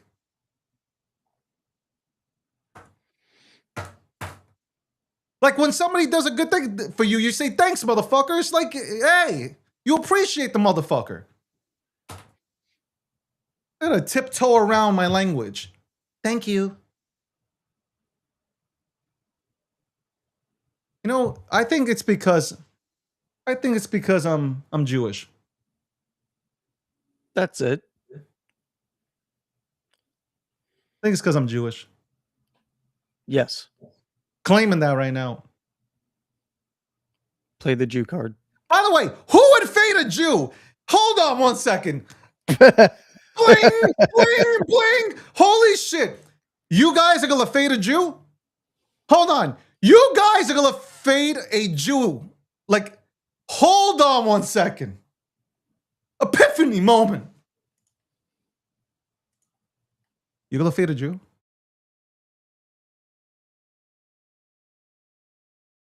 Are you going to fade the most electrifying? Landy's laughing. He's on mute. The most electrifying,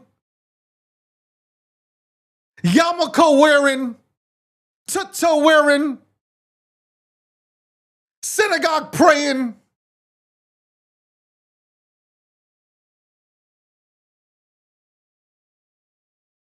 maybe Ashkenazi, Sephardic, I don't even know.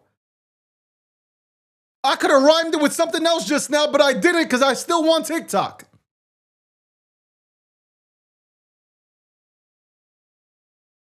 You gonna fade this kind of energy and a Jew with this kind of energy? You said Jew. You guys come on here and say Jews run the world. Hold on 1 second. Y'all tell me all the time, Jews run the world. Well, hold on. Baruch Hashem, motherfuckers, I'm here.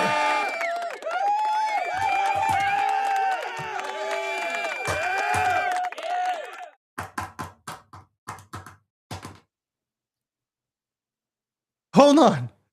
Yo, this hit me just now. Y'all fading a Jew? Y'all gonna really fade a Jew? If I really do this, you're fading a Jew? And I know how to read Hebrew a little bit. Now the ADL might think that I'm an old right finger and stuff, which is weird.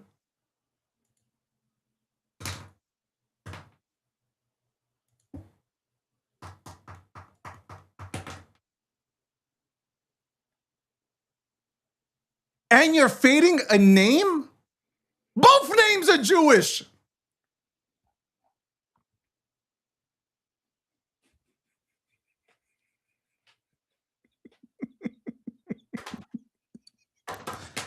What's your Jewish name?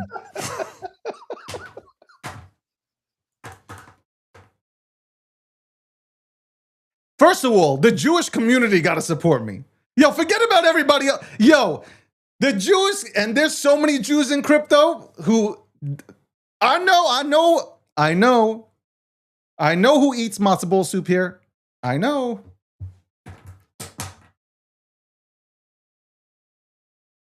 I smell it. I smell it. I know. We all know. Y'all can't fade a Jew. Yo, I got the Jewish community. I got the Jewish community. I'm going to Borough Park. We're going to hit a Borough Park. We're going to Prospect Park.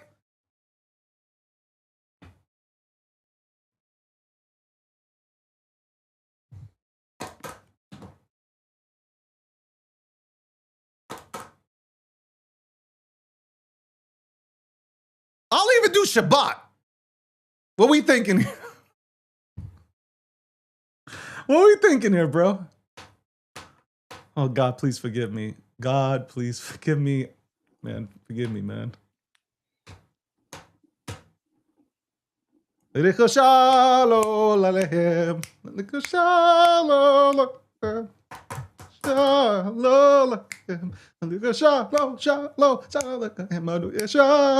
Yo, I'll bring, yo.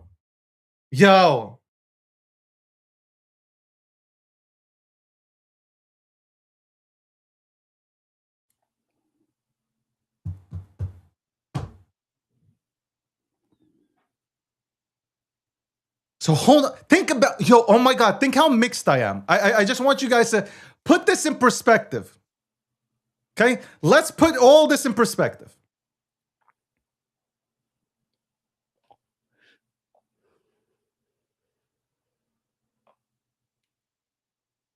There you go, Matt's, oh, never mind. But, what was I gonna say? Okay, put this all in perspective. Eastern European blood. So я могу с тобой поговорить по-русски тут. Okay? Я могу позвонить Путину, сказать ему, слушай, я сейчас буду сейчас... You get it? This could potentially bring peace between Russia and Ukraine. Brother, I'm back here with the mic muted for a reason. Oh shit, I forgot. I forgot.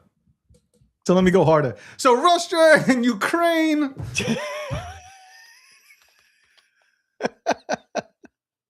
Послушай меня.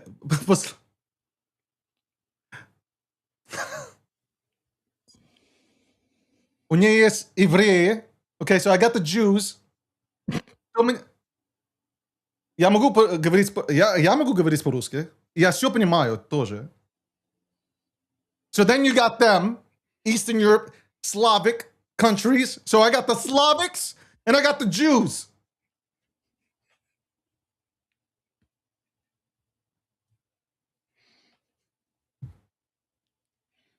But how much Iranian oil are you moving?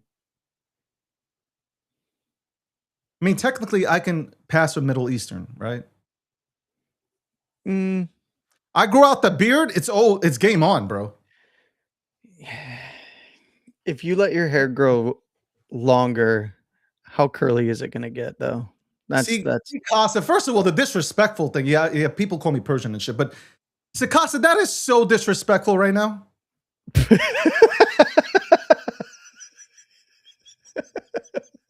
Как тебе не стыдно? Не позорь меня. No. Не позорь меня. Keep taking hits, Sikasa.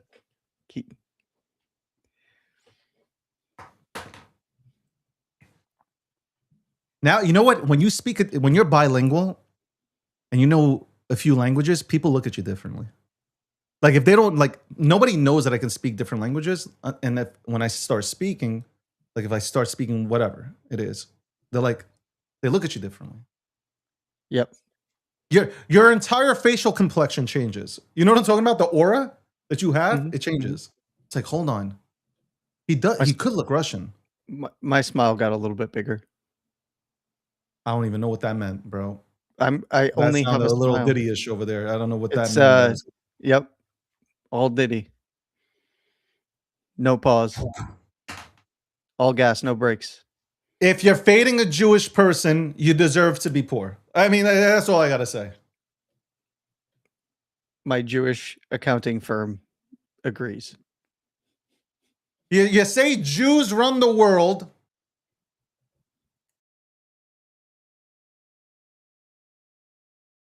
You say Jews run all the money. Like, what are we even discussing?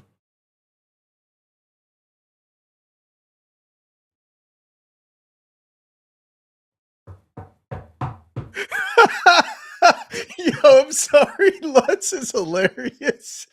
He said prophets were promised to us 3,000 years ago. What? Who said that? Lutz. Yo, let's read this over. Lutz said, prophets were promised to us 3,000 years ago. Yo, this is what I'm talking about. This is the energy. This is the energy that you get. It's nonstop. I'm gonna be fucking skydiving with rabbis.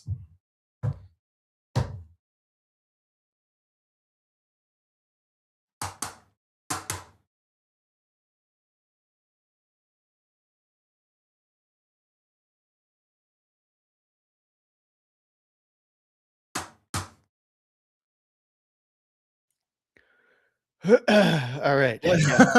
I'm back. Manishma. I will put on my bar mitzvah yarmulke on. Like I will take it out the case.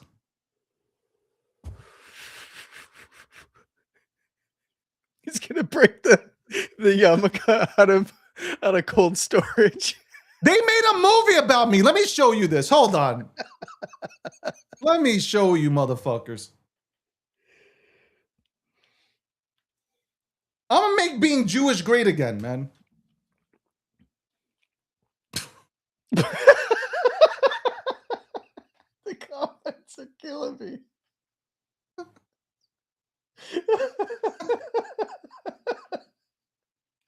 Oh man. I'm available for bar mitzvahs if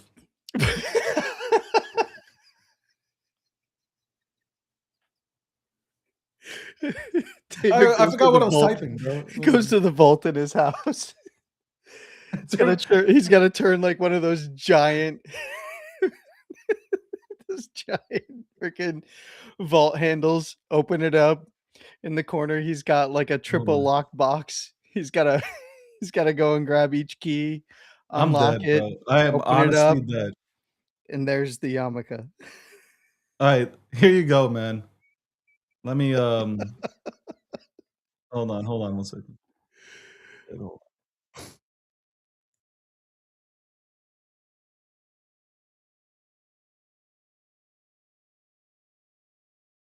right, listen. I'm feeling like I could be a superhero. Like this was a movie based on me, apparently. So let me play this real quick. Hold on.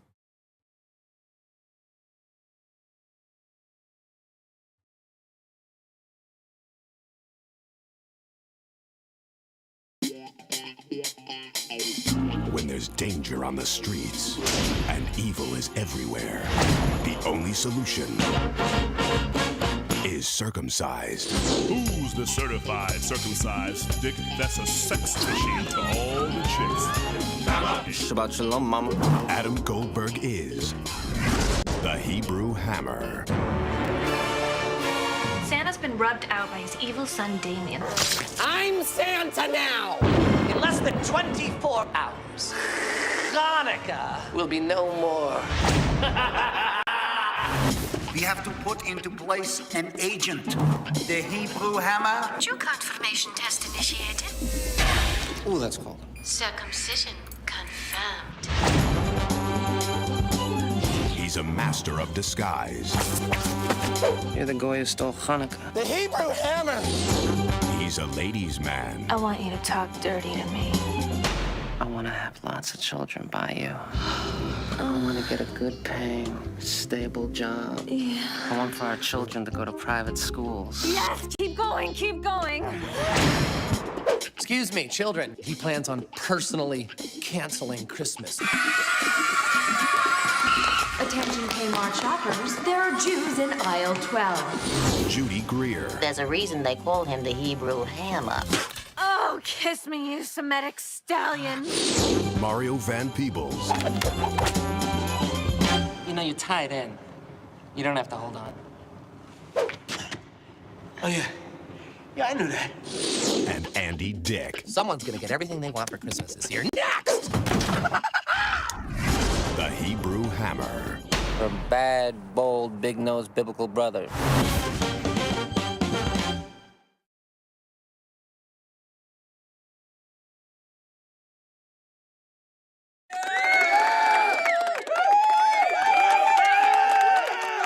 A documentary on my The Hebrew Hammer. right here. Oh man. Oh man. Oh I mean, my technically, God. Jesus is Jewish. I mean,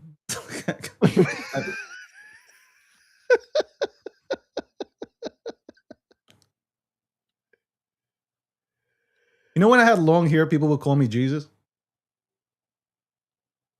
No, I'm dead serious. It was either Jesus or Moses, depending on which side of the block I was on.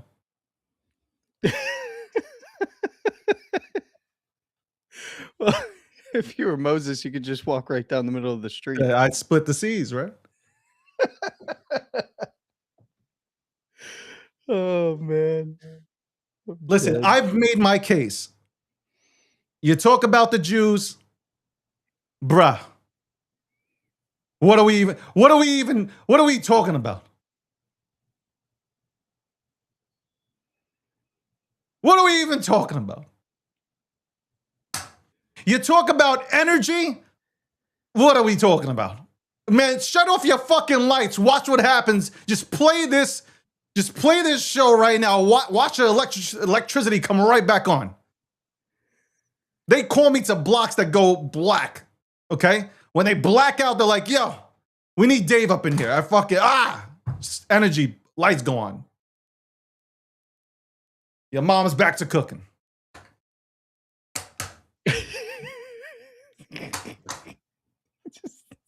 Who would you want to represent? Well, I say this about my run for president. Who would look at me.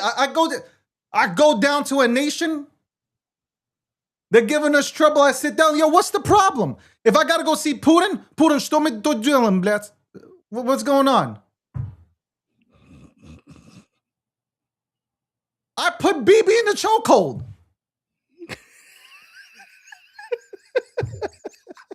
If you weren't on the ADL's list before, you certainly are now. No, like respectfully playing around.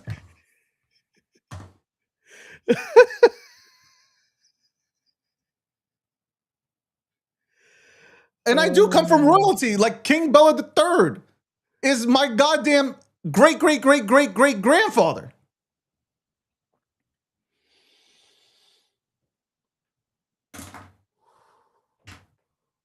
Oh, don't make me come out would make Jews great again or some shit. Like, would ill decide. Yeah, okay.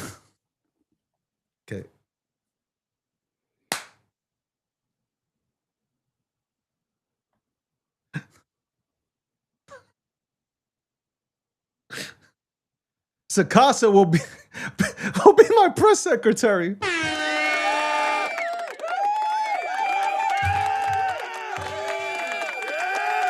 I will make decisions based on flipping a coin. No, I'm sorry. This coin. If you heads have or tails, Sakasa bitch. as your press secretary, Heads or tails? Go ahead. Heads or tails? You do realize that he'll just get up in front of the podium and work some mimetic sorcery on the entire press corps, and you'll have 100% approval rating. This is a good idea. I know if I ran for president, I'd win.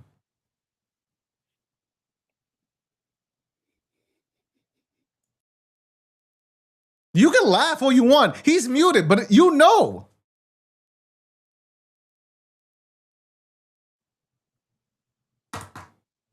Well, I know of a party that's looking for representatives right now because Which they're one? in complete chaos. Oh, it's the them? Democrats. Yeah.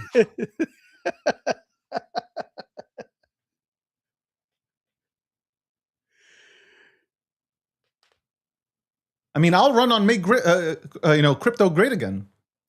Just David Gokhshtein, D, New York. There you go. Oh my God, no.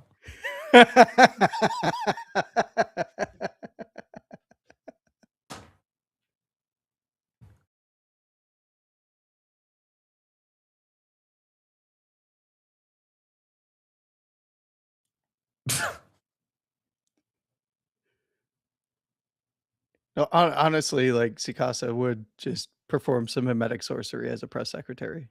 You would have Sakasa would come onto the mic like, hey, no. Excuse me. Check, check, 1, 2. Is that it? Check, check, check, check. Is my voice deeper now or no? No. No. Check, check. Check, check, 1, 2. I listen. Yo. All right, listen. Mr. Casa. That's right. I'll take questions right now, but the president is not coming out. Okay, the president's doing things. Speaking to people in all different languages. He's on the phone. Yo, you know what sucks? That like you hear this voice right now? That's the Casa, right? And like I feel like I have a deep voice, not as deep as his, because he sounds like he smokes 13 cigarettes a day and he got kicked in the throat. But when you're has a radio voice, man. Yeah, but He's when got you're the gravel. no, but I say that nice. I say that with respect. I think he has a great voice. No Diddy. Pause. But I feel like when you're in a room with Sakasa, it's an unfair advantage. Like if somebody's never seen your face and how you look, it's really unfair because you sound like this. So what's going on, yo? Yo, what we doing? Crypto going parabolic? Hey. Like, this is how you sound. This is how you sound in a room as a man next to Sakasa. Okay? If anybody's been in a room with Sakasa, this is how you sound when he starts talking. Okay? You sound like your balls didn't drop. So that's how I feel. Like I'm like, yeah, man, like, yeah, my balls dropped, right? But then he comes in sounding like DMX. Like, how the fuck you compete? There's no and imagine if Sakasa started praying.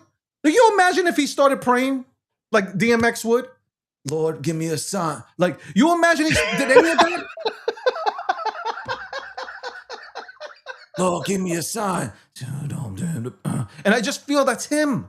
Hold on, yo, my G, it's so good to have you back. Like, he was talking to me the other night on Spaces. He's like, remember that? It was like, my G, it's so good to see you back. You know what I'm saying? So good to see you back, homie. We riding now. Yeah, uh-huh. Like, yeah, listen, these motherfuckers don't understand the memetics of memes.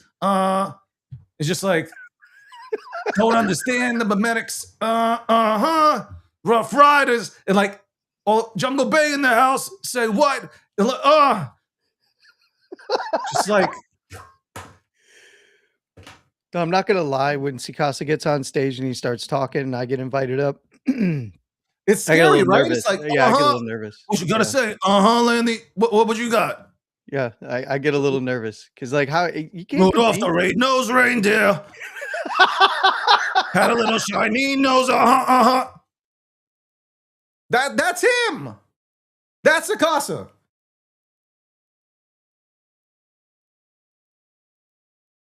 Rudolph the red-nosed reindeer had a little shiny nose. I got Jungle Bay, and everybody fucking knows.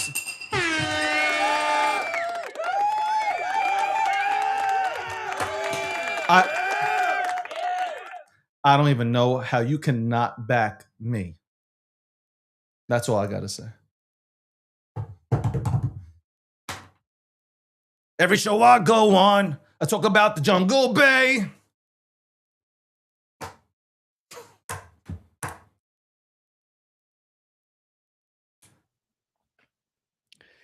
Yeah, so if you dare to sell one Jungle Bay, I will go hit you with this sleigh.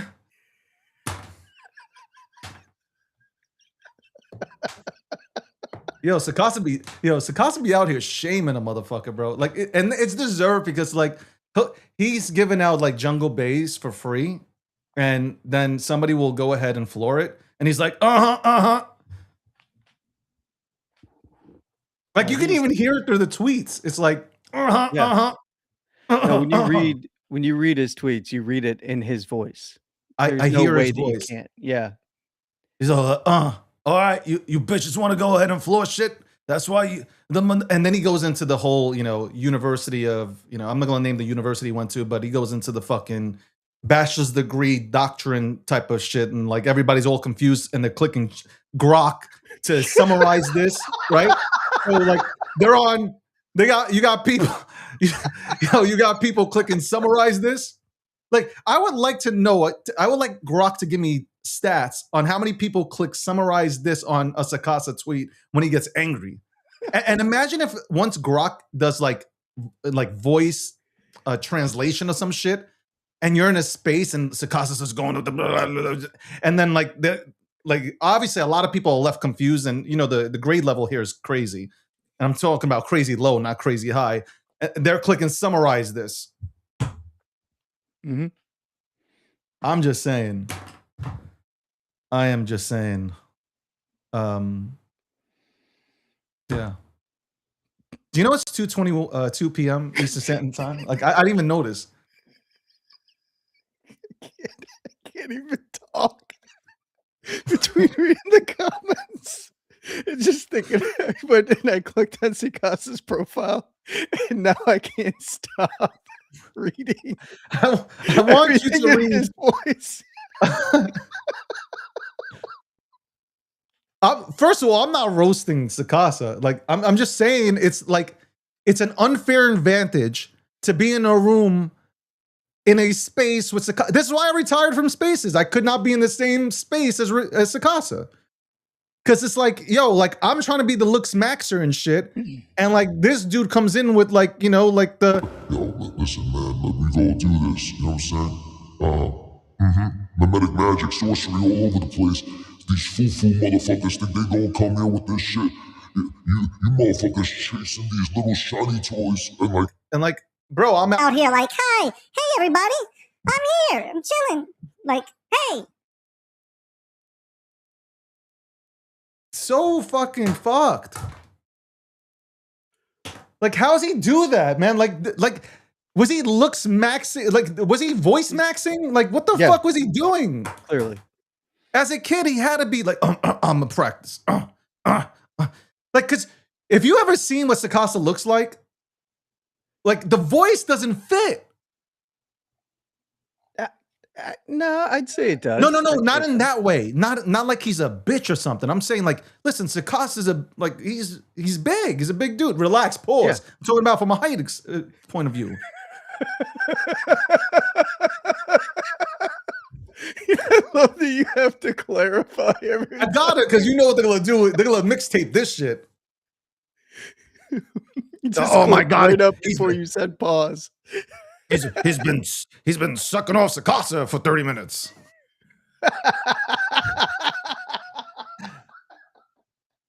He's been sucking him off. I know why he's sucking him off.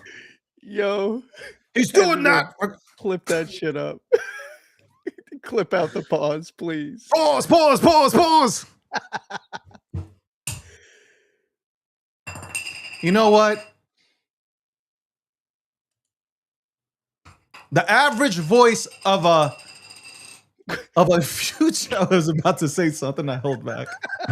See, I gotta make sure.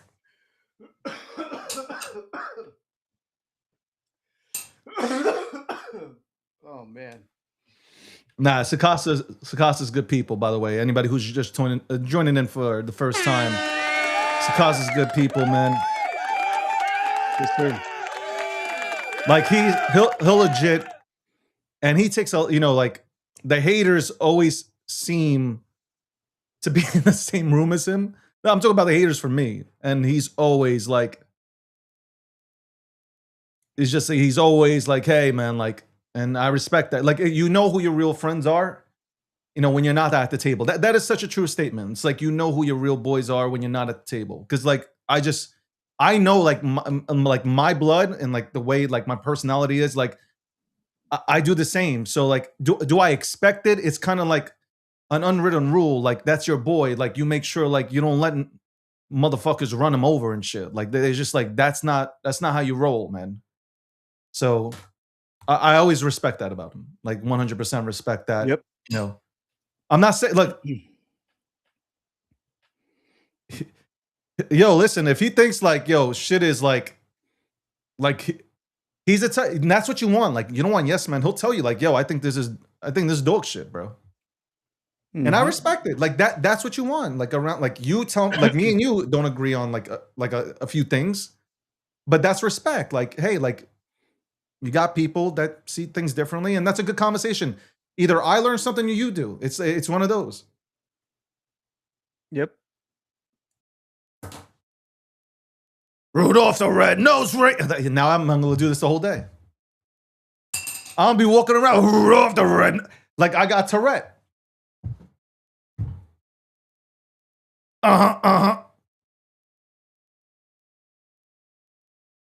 We don't need no yes men. Okay. So, okay. Today's show, I didn't call a token. I didn't tell you which one I'm backing. I laid out what my vision is. And I think I'm going to be highly successful as long as, number one, the community wants this, right? If the community wants this, we're gonna win. I'm gonna tell you right now, if the community generally wants to fucking send, okay, and do big things, then we will rally. If it doesn't, if you're here just for flipping profits for a fucking cheeseburger from McDonald's, then it is what it is. But I do want to do these things. Get creators, get projects, help build, heal this entire environment that we're in. Because it was great. It was great. It was great. Once upon a time, it was great.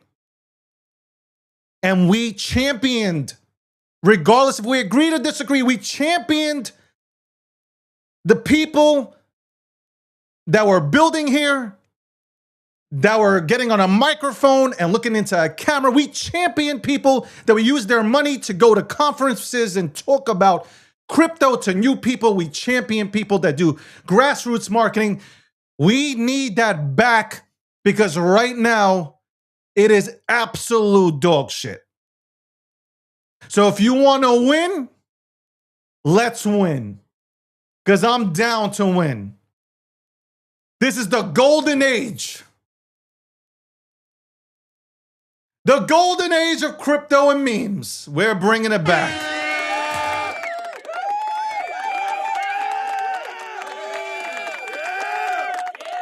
I hate vamps too, man. My ass got dragged for, I can't ever win. I gotta tell you, sometimes in those situations, I can't ever win. Like, you can't, any side you pick, you're gonna be wrong. But, ultimately, and you know what? You learn a lot on social media. Ultimately, you gotta do what's best for you because you think, if you're thinking that something will be to get to a certain outcome, you need certain things in place. You got to do what's best for you because ultimately the blame will come crashing down on you regardless. Okay. Because people look at market cap.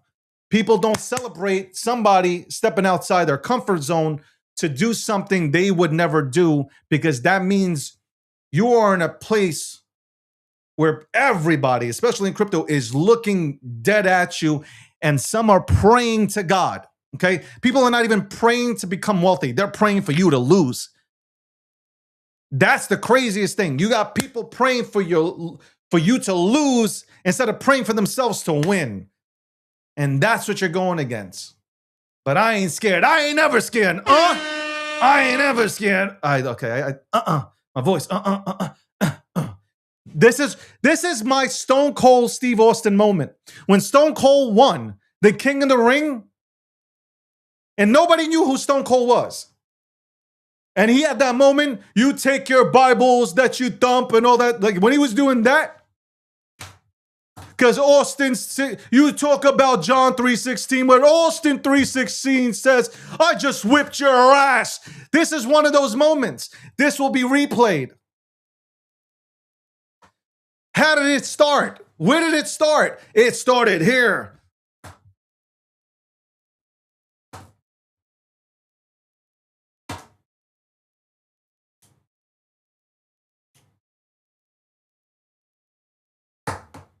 It started here.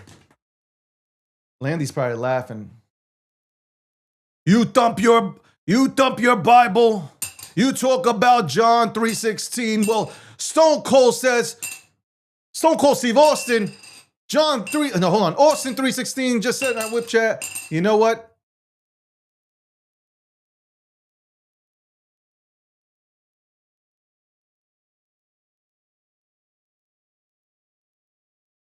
Landy, I know you're muted, but do you have anything to say?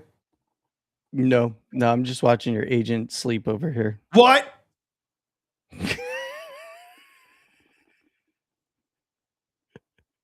And apparently still have conversations. What? Your agent has said, I've got my eyes open. Just send those marks my way, and I'll see who's twitching. Good hunting in the wires. It's a conversation your agent is having right now. My agent, honestly, I'm scared to say this because I don't know the repercussions.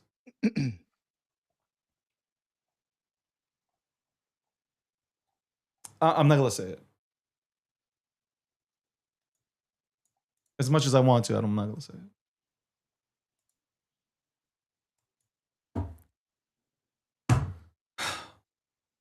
All right. The show must go on. Yeah. That's Queen if you don't know it.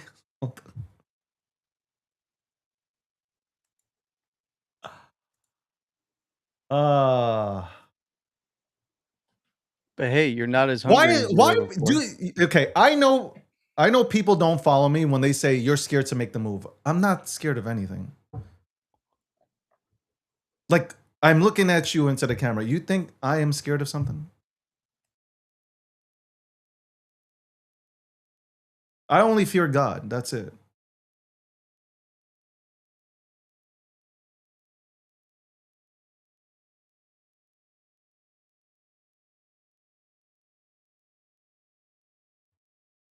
Like, me?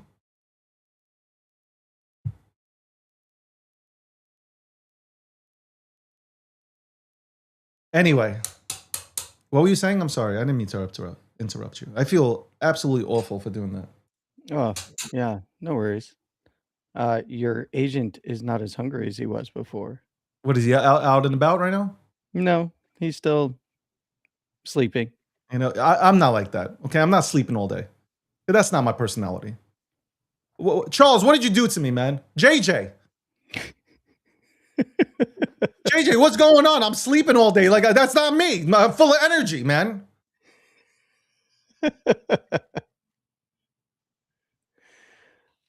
Oh, that's funny. There's also another reason that I'm going to tell you and the audience in the future why I did this, or why I'm going to do this, besides helping everybody, besides healing. Okay?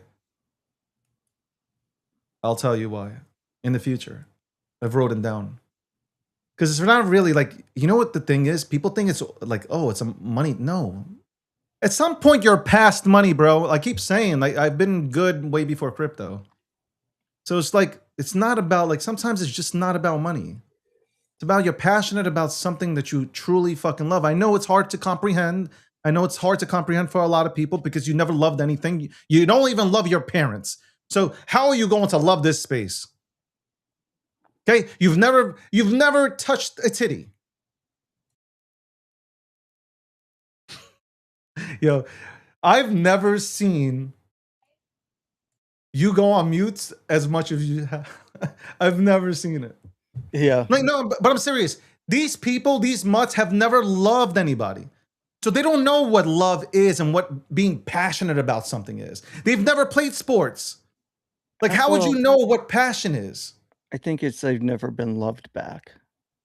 Whatever it is. I'm sure some of their parents love them back. They just don't love, they've never loved something. Never. So like, you don't understand what floats, what runs through these veins. You don't understand what passion is at all. You don't. You would never. You would need to be in my shoes for a day to understand what passion is. You know, I could have, listen, think about this. I want you to really think about this. If I wasn't passionate about this space, why the fuck would I be here to take on some of the most wickedest shit directed my way? Like, think about it. That's insanity. If you don't love something, why would you ever want to stick around for that kind of shit? It's crazy. Like, that is, right? Like, I'm being serious. If you don't have passion for this space, like, if you don't have passion for what the fuck you're doing, why would you stick around to get fucking destroyed? Well, you get where I'm going. You get these motherfuckers coming out there dragging you for no reason, just so they can fucking level up and use it as a stepping stone. Motherfuckers will drag you.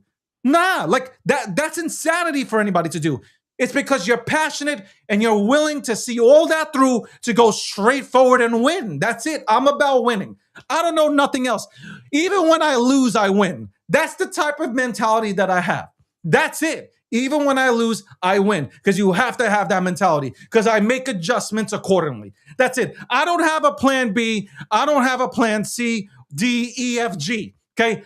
It's plan A, and that's how I'm moving, and I'm adjusting accordingly. Okay.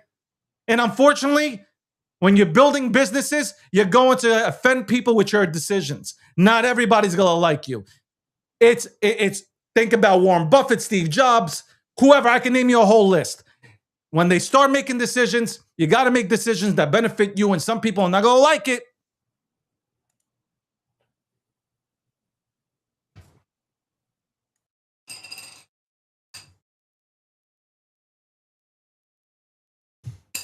So,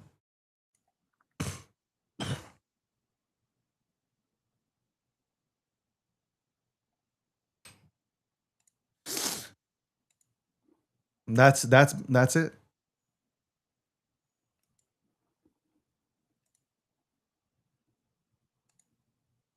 Man, I use mad energy today, and I still can go. I'm a Duracell battery.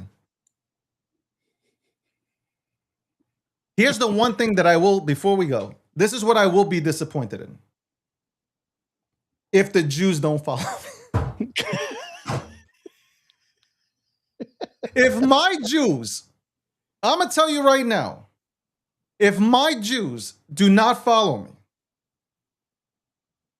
and I'm talking about support, I don't even care if you get in, but if my Jews don't follow me,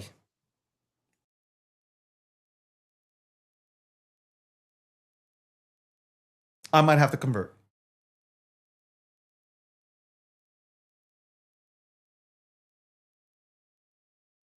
This is breaking news. If my Jews, and I'm heading to the synagogue on Friday, I'm going to do tefillin, all this. If my Jews do not follow me, I'm converting.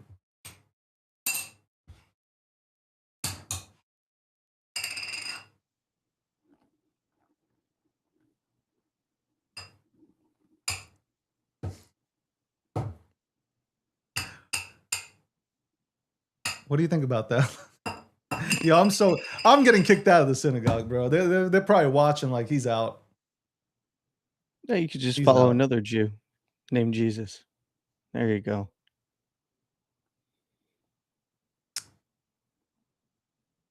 Jews, the ball's in your court. This is like the race draft from Chappelle. Yeah. Like, how are you gonna let the Hebrew hammer go? Huh? What are you guys doing? Don't fumble.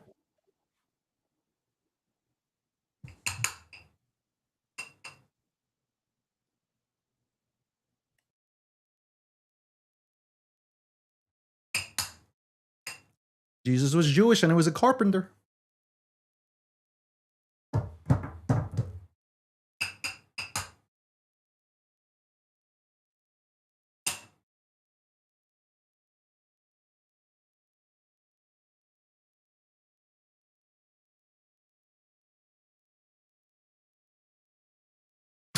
I read the comment.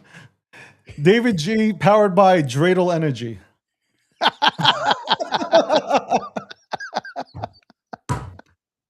Oh, Dreidel, I made you out of clay.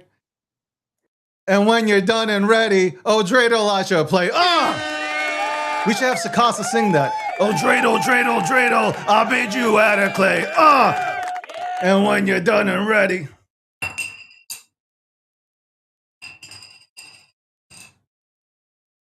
Oh, Dreidel, I should play.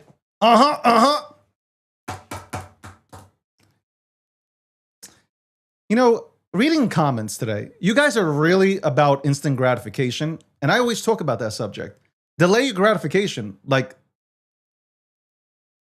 I see that you guys are so concerned with numbers. I don't even look at a market cap. I don't even look at numbers. Like, I look at, or I go into projects not based on, like, and a lot of people know this. I don't go based on, like, the market cap. I go based on what is it going to do.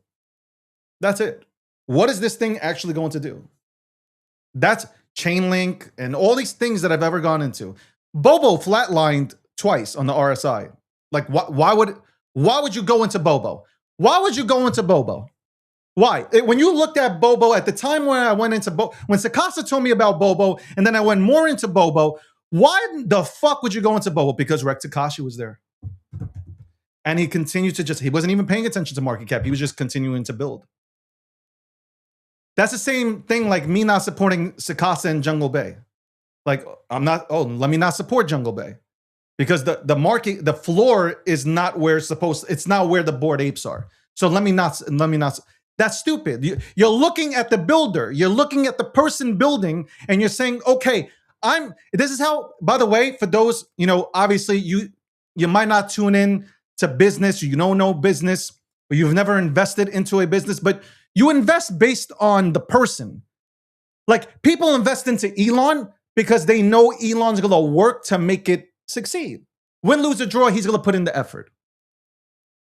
People invested into Steve Jobs because they knew he was going to put in the effort. People invest into Jeff Bezos because he's going to put in the... So it's investing into the person, not into the market cap.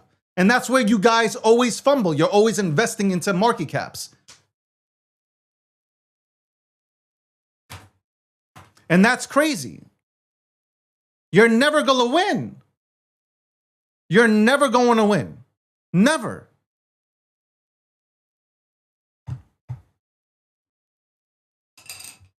Look at Ethereum. You think I invested because of, like, you imagine me investing into Ethereum, watching Vitalik. Like, first of all, I personally never understood what the fuck he was saying. And I am smart. Whatever I don't give a fuck what you guys say. I am smart. But when he starts, I have no clue what the fuck he was saying. I would be like, what the fuck is he saying? But I said, okay, smart contracts and all this. Okay, great. Boom. But now, like, if you came into this space now, like, would you invest into Ethereum? Well, what if you saw a video, and this is, making my point. You saw a video of, of what's his name? Vitalik, and he's sniffing a robotic ass, a robotic dog ass. Like, what are you doing here? Like, oh, that's the CEO? He's smelling ass? He's smelling fucking robotic asses?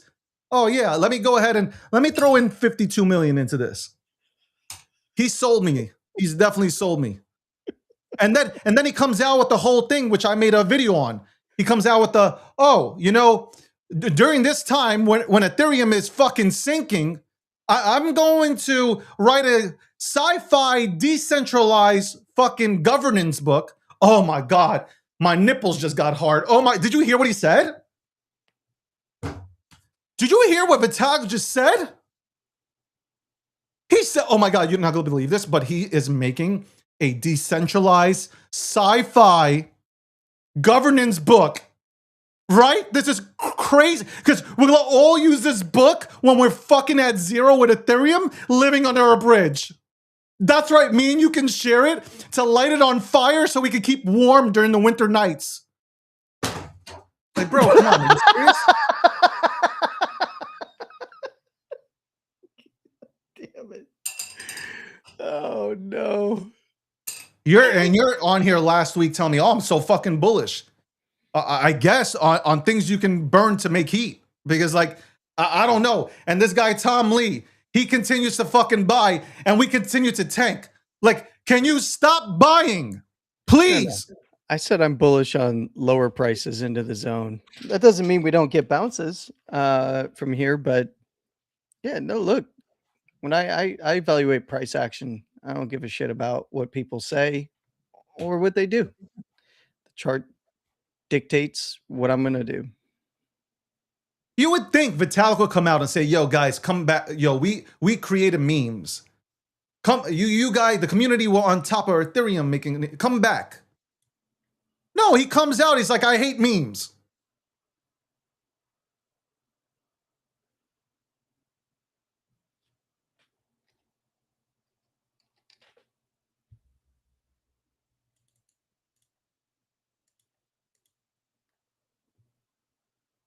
the worst thing that has happened to Ethereum, and he probably will never come on my show, but it is what it is.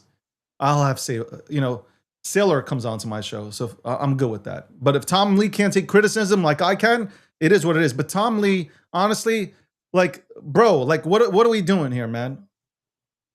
I almost feel like you're shorting the fucking market at this point. Speculation. I'm just saying, what the fuck is this, man? You're buying all the time. Obviously, it's OTC, but goddamn, man. What is it got? They got 5 million, 5.4 million Ethereum? Something like that. Jesus fucking Christ. Fucking buy Bitcoin. I told you I was bidding the 1550 area on Ethereum, and it can drop the 1370 area and it can go down to $1,000 and under. I'll bid it. There's no, this is the time you want to be in markets. This is the time you want to get in and accumulate. Just have your levels set correctly. Don't blow your whole load of cash at a specific price point thinking that you're going to be bottom picking. Look, you want the narrative to be absolute, just bearish. You want panic. That's what you want to see. That's how bottoms are set. I don't think we're there yet. More pain to come. I mean, look, Bitcoin's bouncing around a key level, 58 to 60. Ethereum's got a wider range between 1370 and 1650. These are key areas. If they're dropped, we go lower and just have a plan for it. If we don't, enjoy the bounce, right? Like these are the times that everybody looks back and says, oh, well, you got in at the right time because you're lucky. Like, no, you pay attention in the bear markets. You pay attention to things that nobody else wants. You pay attention because crypto's not going anywhere. There's going to be outsized winners when the bull market comes back versus others, but no one knows what that's going to be right now. Yeah. There's a trending direction for narrative, but narratives also go in a cycle as well. So, that's par for the course. Like people just got to act like they've been here before. For real, and if bro. you haven't, just learn, right? Just sit back and learn. There's no reason to panic. There's no reason to make up reasons why something this or that is happening. You sit back, you observe, and you stay ready. And this is when you want to be ready. And if you don't have a plan, you better get one. And then when the bull market does come, I've said this so many times, it's because this is always the narrative. Oh, you got lucky. No, this is where you put the work in, is in the bear markets. That's it. And look, there's fair criticisms of all of the big players involved, but no one will care about those criticisms when the bull market is back. It all goes away. It's a clean slate. As soon as structure shifts and price starts moving to the upside aggressively, no one cares. All the bearish narratives, all of the FUD, all of this person did this and this person did that, and this treasury company, this treasury company, it all goes away. I mean, I read through Strategy's 8K filing today, and there's already people out there misrepresenting what it actually is. I read that also. I was like, what the because I'm not gonna name names and give them. I could. Yeah. I could say it, but I'm what not. he's doing is kind of dangerous, by the way, and pushing those narratives. Yeah, saying that Sailor's strategy is going to sell $1.25 billion in Bitcoin is false. Like you haven't read everything. Like I read that this morning because I seen it. I was like, what the fuck? Why would you report on this? That's clickbait. No, I understand what he's doing. It's worded completely differently than what they are stating as a headline. Yeah. And that's fucked up. That's what I'm saying. I made mention of this earlier today. This is our space, and this is how it operates, right? Yeah. Why are we looking for Sailor to fail? Well, like why? Well, give me a good. Why are we looking for Sailor to be the next Do Kwon? Because that's all I see is everybody's praying for his law. Like, why? Why do I want somebody holding 5%? Like, bro, like you had the opportunity also to hold 5%. Like a lot of companies could have came in and bought 10, 20%, but you didn't. One man decided you know what? I'm gonna bet everything on this. And he did. What do you want? Like it's decentralized, right? We call this decentralization. Here you go. You don't have to like his paper products and shit like that, but I'm saying in general, it's decentralized. Well, the big thing with like strategy is obviously I've said this before is as soon as, and I said this a long time ago, as soon as prices start coming down in Bitcoin, you know, Michael Saylor being the TradFi face of Bitcoin, putting himself out there in that position is going to make him the villain. Now, here's the other thing that to be aware of is like, so their 8K filing, you know, I read through the 8K filing up to the 1.25 billion in proceeds is for the Treasury Reserve. This just authorizes the potential, but there's people out there that are saying that it's 3.25 billion and all of this because they're misrepresenting what the actual 8K filing says, and how that distribution would help. And I just want to go back in time. Remember when Germany sold $49,000? They got an average price of $49,000 to $50,000 for their Bitcoin. That was set a higher low. I believe that was in July of 24. And this is like, you know, even if Strategy were to distribute tokens up to 1.25 billion, this market is plenty liquid. And honestly, if they don't, doesn't matter. If they do, doesn't really matter in the longer run. The only thing that matters is for their company and the optics in the TradFi space for their products, right?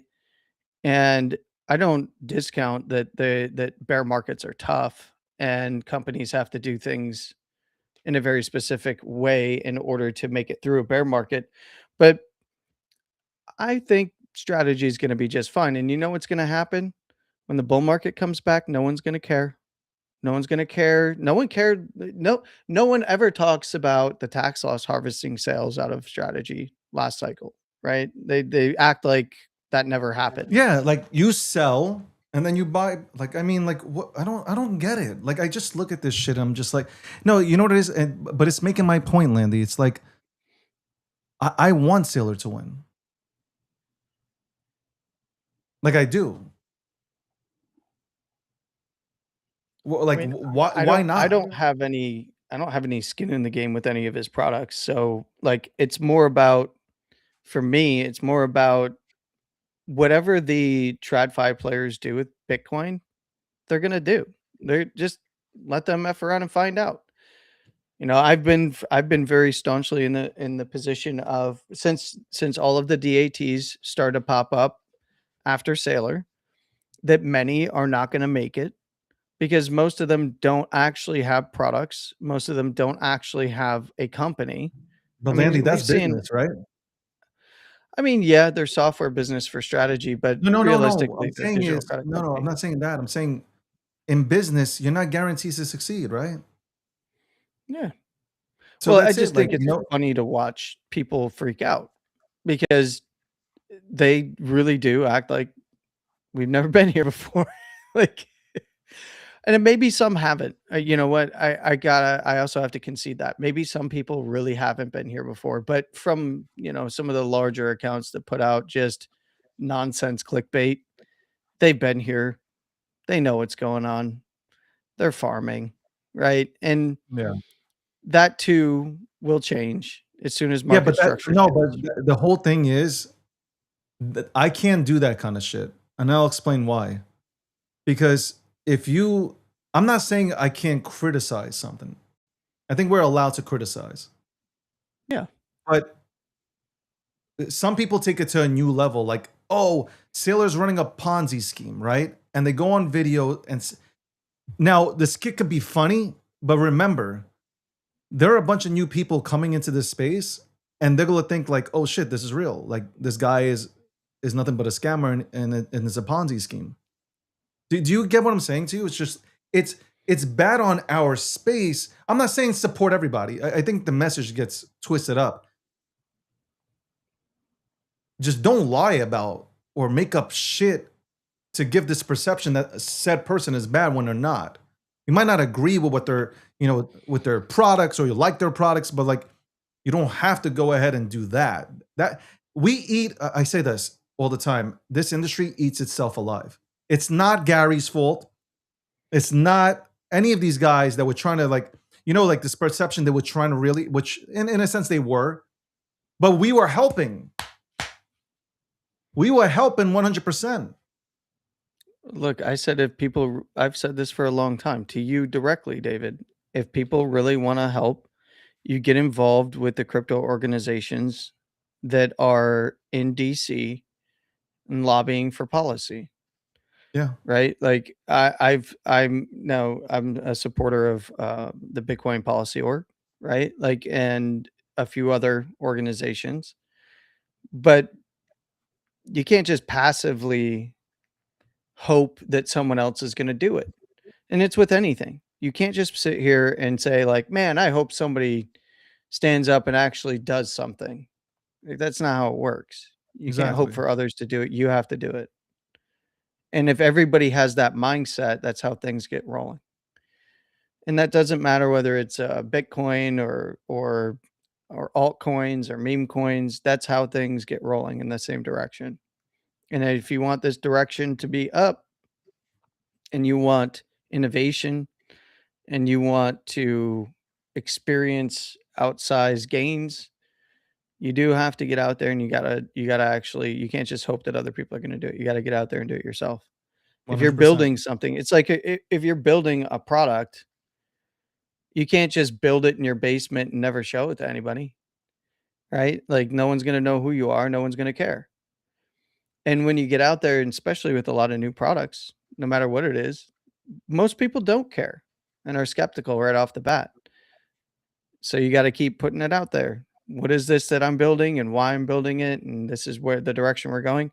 And the market will decide at the end of the day. But if you want this industry to move forward, you have to, there's certain things that we just cannot get past right now until we see legislation actually go through and get signed.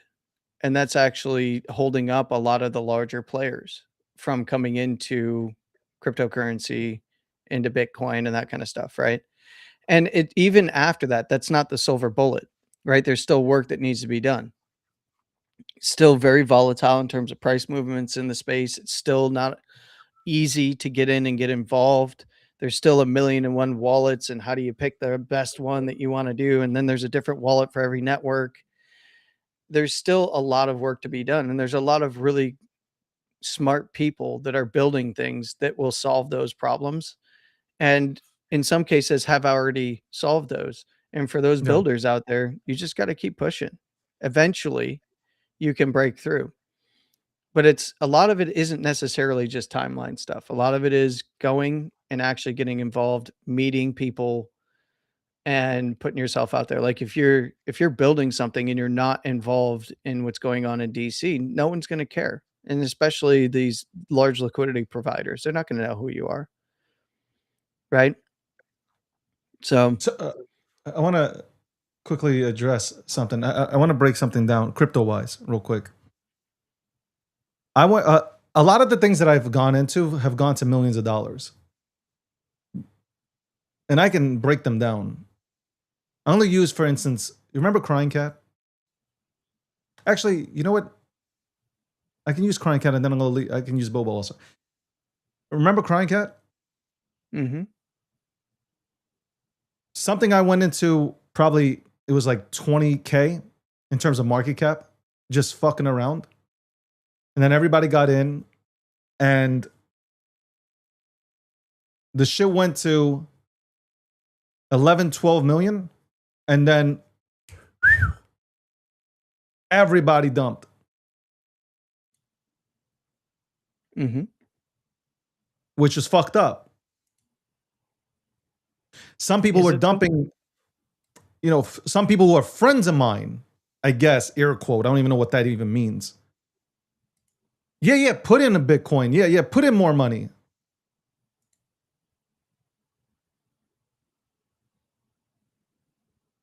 Look at Bobo. Bobo could have gone much higher than 225 or 250 million. It didn't go higher because Rec didn't have control of the project in terms of supply control. And plus, he's on Ethereum, which he's not even getting creator rewards. He probably missed out on $3 to $5 million in rewards to help the project grow, marketing, whatever it is. Mm-hmm. I'm just breaking down facts. Like when you don't have, because I see the comments, when you don't have supply control, you are fucked. Like absolutely fucked. There's no winning. Like it's going to be a long grind. I've seen so many projects, really good people a part of them too. The grind is years. So how do you do all these things that you want to do when you don't have the infrastructure to do them? You're gonna have you know what you're gonna have? A community token. That's great. And you guys are gonna play dominoes and Uno. And there's nothing you could, all these things that you lay, like if I'm laying out that I want to help creators and fucking, I want to help creators, content creators, project, how can I even do that?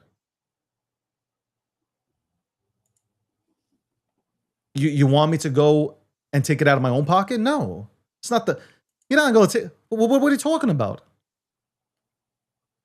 I can name a ton of things that weren't supply control, but at the end of the day, if we're looking back at 2016, 17, we're looking back previous cycles, that can play out. You know what's funny to me? Pepe had supply control. If you think Pepe wasn't, Landy, was Pepe supply controlled? Well, yeah, to a certain extent. Respectfully, you think people just put it out there and like there was no control? There was control. There absolutely was control. You might not like what I'm saying. A lot of you guys might not like what I'm saying, but it is the truth.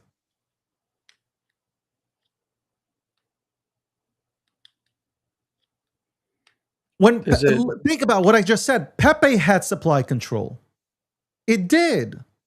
I'm not saying it had 90% supply control, but the most successful projects have that control.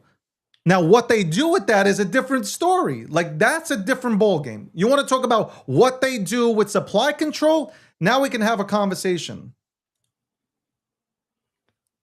Well, there is something to be said for free and fair. Landy, free and fair was cool before you had the Jeets come in. Yeah. Like, no, I'm telling you seriously. There's been how do you back something right now in this environment that could potentially have like fucking multiple wallets in the motherfucker, bro? Yeah. I can sit here, look you in the camera and say, I don't have a piece of any of this shit. Except for whatever was sent, I don't have anything.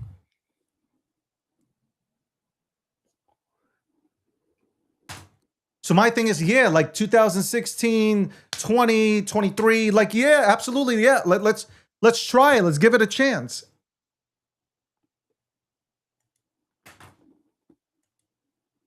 I'm just being serious, man. Like you can't, like, it's an impossible task, man. Even if you get the Jewish Cabal in.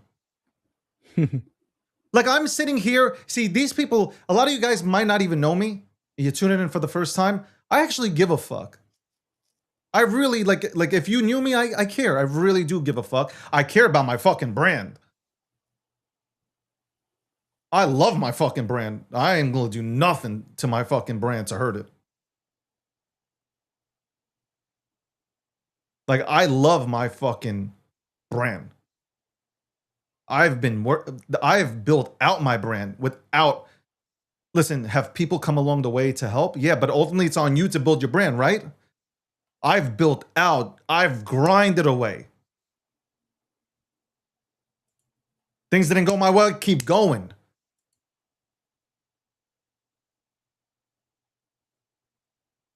I care about this fucking community. No matter what anybody tells you, I've been here for so long. I care about this. I am fucking beyond passionate about this. When I tell you about that, I fucking hate seeing, I'll just point out the memes and the economy being the way it is. I hate it. Like, I despise what it is today. I hate it. Yeah, something that I fucking love. And I'm telling you, I got kicked off of one fucking television network for talking about memes. I could have just talked about Bitcoin, Ethereum and shit, and that's it. And maybe XRP. I went out there saying like memes really do bring people into the conversation, into crypto. And it helped, and it was the truth. People did get fascinated. Look at my rooms with fucking Dogecoin. When in 2020, I had fucking 40,000 people in a room. 7,000 people daily in a fucking room. You ain't gonna find anybody else who is this passionate about fucking memes. I'm a Bitcoiner at heart, and I love tech. I love the things that Cardano's building out, Ethereum, Solana. I like these things that are happening. Near protocol, like I can name all these things. Chainlink, I have them. I love them. Memes are relatable. It's something that will always, like the memes. You can talk to people. You can sit down with people and talk to people about memes, and it is you don't need to speak the fucking same language. They understand.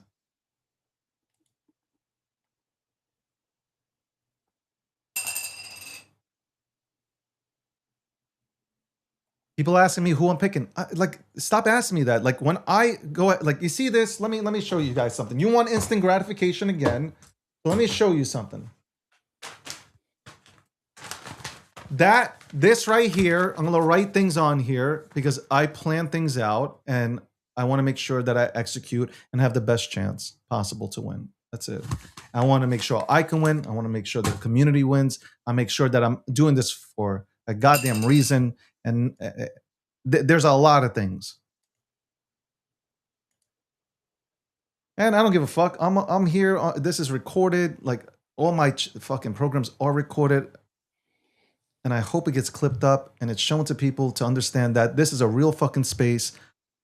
I love this space.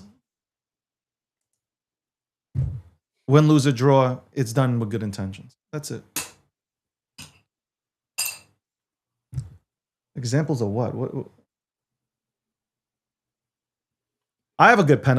Honestly, I love bootleg pens, man. There's nothing like a bootleg pen where you can try to like That's not push pink. just a little bit and it cracks.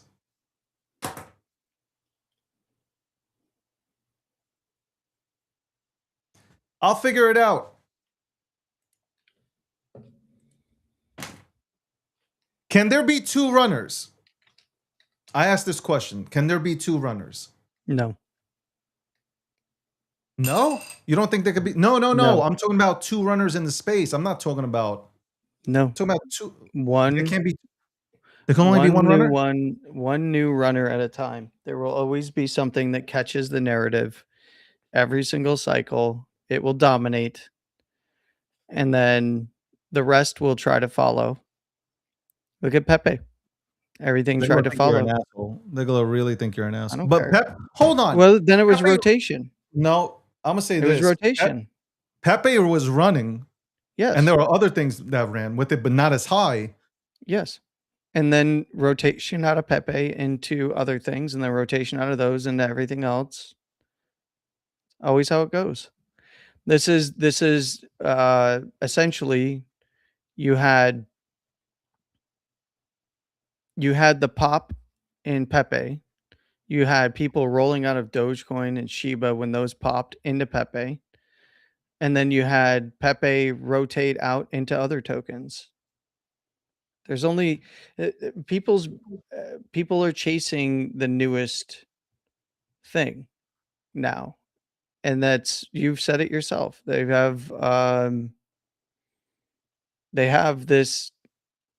I've got to take profit as soon as possible and move on to the next one. It's like holding for 15 minutes kind of thing. Yeah. I think that's going to continue. It's going to, and because the tools have gotten so much more advanced, that we're just going to see that amplified next bull market. But that doesn't mean that things aren't going to go up. It's just a matter of what is it relative to? Are you looking for a new all-time high above prior cycle highs? Or are you looking for a high percentage gain off of the lows? And then we're just going to have constant new stuff that eats mind share along the way. And it'll run like crazy. People will be super excited. It'll dump out, and then there'll be another new one. But there's always a dominant one. And they take up, whether, it's like week to week at a certain point. It was just like, this coin's dominating, and then that narrative's over. Next coin dominates. That doesn't mean that there aren't other things that are running and there's beta plays that run. They do. But usually for a cycle, there is the one. And I think when people look back, as high as some of these other market cap as some of these other memes got, Pepe is the one that everybody looks at and is like, no, that was the winner. That's the one that went to the highest market cap, took up the most mind share. I mean, there's some that consider maybe Trump because of the fully diluted market cap and its actual, and its actual market cap that wasn't fully diluted that it got to, but that was, it was quick.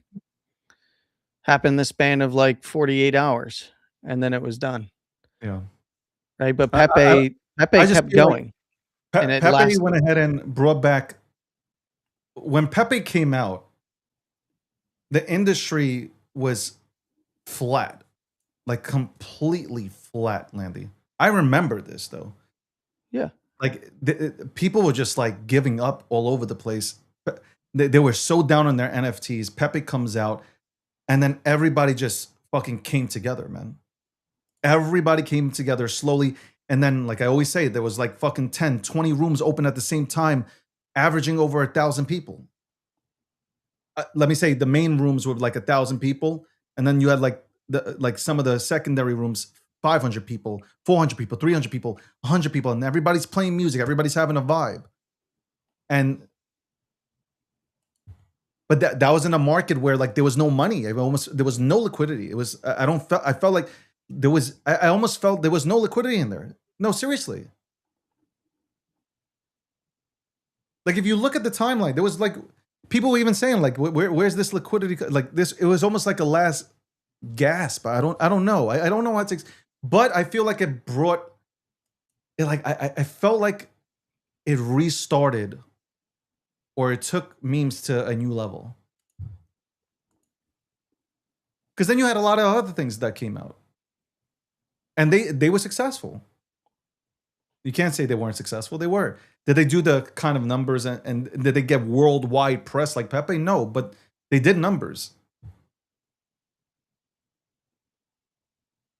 I'm just saying, they did numbers. 100% did numbers. Yeah, and if you look at the timing for when Pepe actually started to take off, it was right when Bitcoin set a higher low and confirmed that the macro low was in. And then it was off to the races from there. The difference is as the cycle progressed, the pop up to time of death for a lot of tokens just got faster and faster and faster. I don't expect that to actually change. In fact, I think it's going to get worse because there are so many what I think are really innovative, cool tools, but it's also really easy to gather mind share and do a concerted effort to pump everything out there on the timeline to get mind share, and then that attention economy takes over. People start running and chasing into stuff, and then it's over, and then they move on to the next one. It's going to happen again. But just like I said, it doesn't mean that other things aren't going to move. It's just your perspective.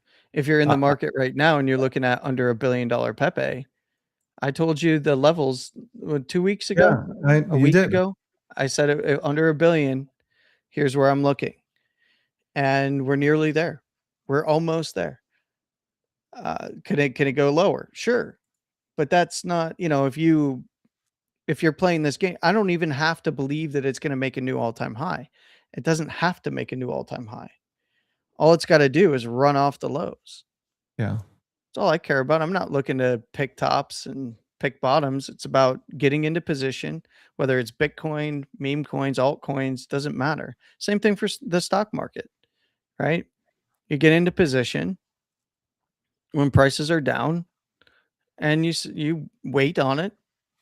When the bull market comes back and bull structure comes back for price action, you have a plan for taking profits. And I hope that people who are here now understand this for the future. If you've already been through it and you've experienced losses, that you learn how to take profits. You can't just do calculations in your head of how rich you're going to be, because by the time you're done doing the calculation, that coin might be right back to where it started. So you better take Pepe Wick, profits. respectfully, let me tell you something, Pepe Wick. Respectfully, and I say this. If you would tune into Landy's shows from Mondays, Wednesdays, and Fridays, and you'd watch how he breaks down the markets, boring would lead you into millions, just hypothetically speaking. Or at least position you well at looking at what's happening in the market. Because that's how he does. I'm just saying. Boring is boring. I love boring. I want to say something also, Landy. Creator market. The creator token market. Mm-hmm. I've always been a big fan of tokenizing yourself. I said this multiple times at NFT, NYC conferences, wherever it was. I've said that it's totally fine to tokenize yourself, as long as there's a plan. Like, if you're going to tokenize yourself, well, what are you doing? Because there's nothing wrong with, like, what? Again, I'm going to ask you this question, Landy. Why are we in this space? It's almost like you can't touch any of the products we have or the tools we have to build with. We can't touch them. So how does that make sense? Well, look, I don't have any problem with people tokenizing their brands, right? And if you're an influencer, that is your brand, right? You are the brand. I don't have any problem with that. The problem lies is, like, what's the purpose? Like you said, what is the purpose? How does this fit into a business? Right? Like, if you're just doing it for memes, well, by their definition, they're purely speculative. There's no building, there's no promise of returns. There's nothing, right? It is purely for the vibes, purely for the culture.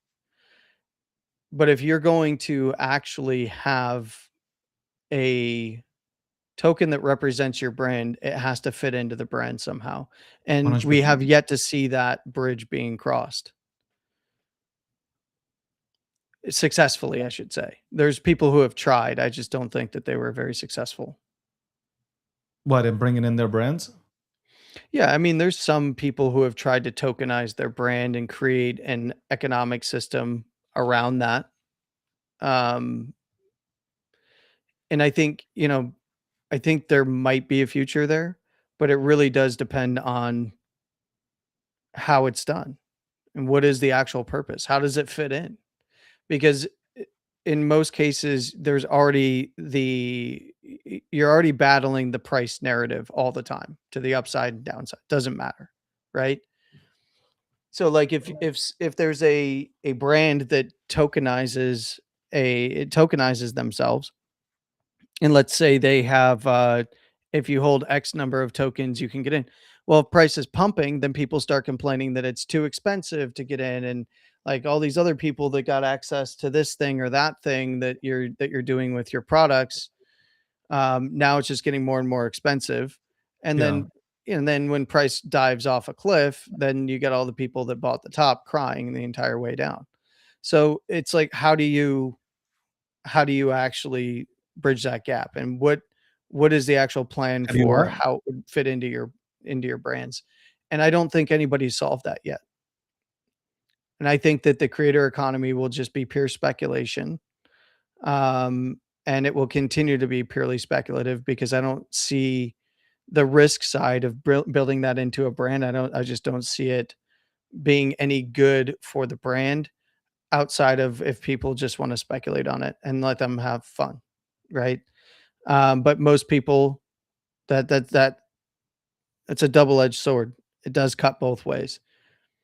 So I think that when I've advised people, I've said don't ever have a creator token, because I think it's you'll never get anything good out of it. No matter, people can make millions and millions and millions of dollars on it, And you're but still at at fault. the end of the day, it doesn't matter. That's where I sit on that. But you know, I don't get mad at people trying stuff.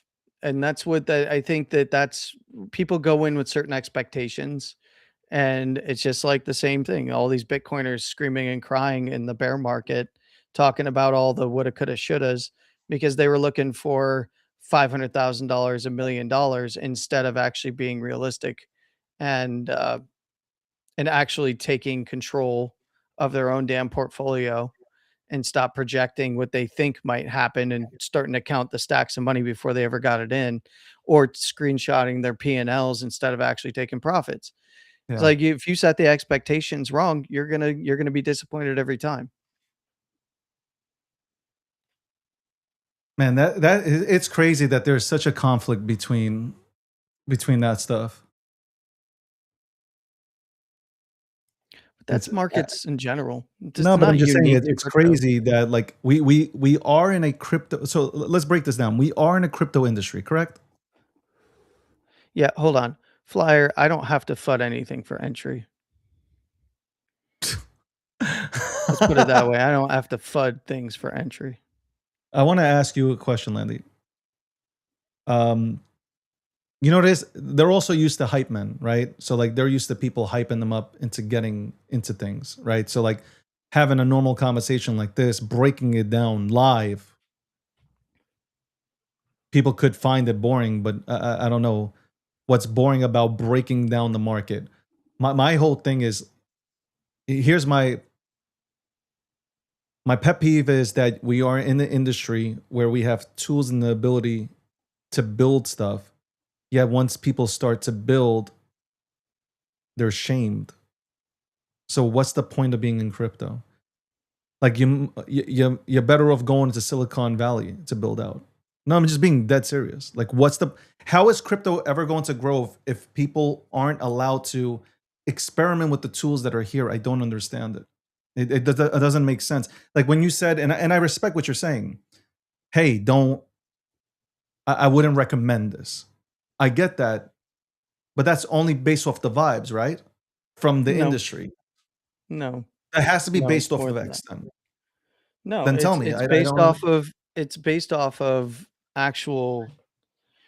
Look, if you have a brand, you have a business. And if Okay. you don't incorporate something into your business that is going to help the business, then there is no reason to incorporate it into the business. And that Okay, is but you the don't. But hold on. You don't have to like. This is not going to be a part of any of my businesses. You get what I'm saying No, to I you? know. But Like if I were that's to where do it's like, gonna be I, everything that people do in regards to creator coins is purely speculative because there is a very narrow path to incorporate it into a business, and it over the longer term never really benefits the business unless you are running a platform that is going to do something innovative that is going to create revenue.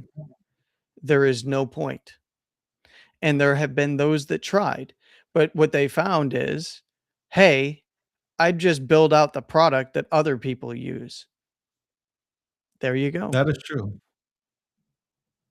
That's why would you not just build the picks and shovels and sell those? I mean, look at Pump Fund. They made all their money by allowing others to go and launch a bunch of tokens, and then they created their own later on. And now it does fit into their economic model. But they don't but creator tokens are facilitated by launch platforms. If you're going to create your own economic model, you build a product that's going to create the economic model, not the other way around. And that's like the whole creator economy stuff that they were trying on base. Just I never thought it would ever work. And I was right for fudding it because there is no path to success for a creator to actually come through and utilize that in their business. You're using a speculative asset that is, better served in different markets. Like, why would a creator go and create a creator coin on base, for instance, back then? Like, what's the point? There's no real point. Just to have a speculative asset that they can get fudded over when there's a bear market. Like, how did it help their business? How did it help their brand? It doesn't. Now, if they create a product that is helping people in some way do something, whether it be information or trading or aggregating or whatever it might be in the space, then they're providing value at the end of the day. Whereas, people that just want to hodl things, you'd rather hodl something that's creating value and has revenue than something that's not. That's my perspective on it. Right? Like, you can speculate and you can become very, very wealthy or very rich. I should say, not wealthy. Let me ask you a question. If Michael Jordan tokenized himself, I want you to think about this. Michael Jordan tokenizes himself. You don't have access to Michael Jordan, okay? You just don't. But Michael Jordan tokenizes himself, and now you have the opportunity to get on a phone call or on a 15-minute call with Michael Jordan because you hold his tokens.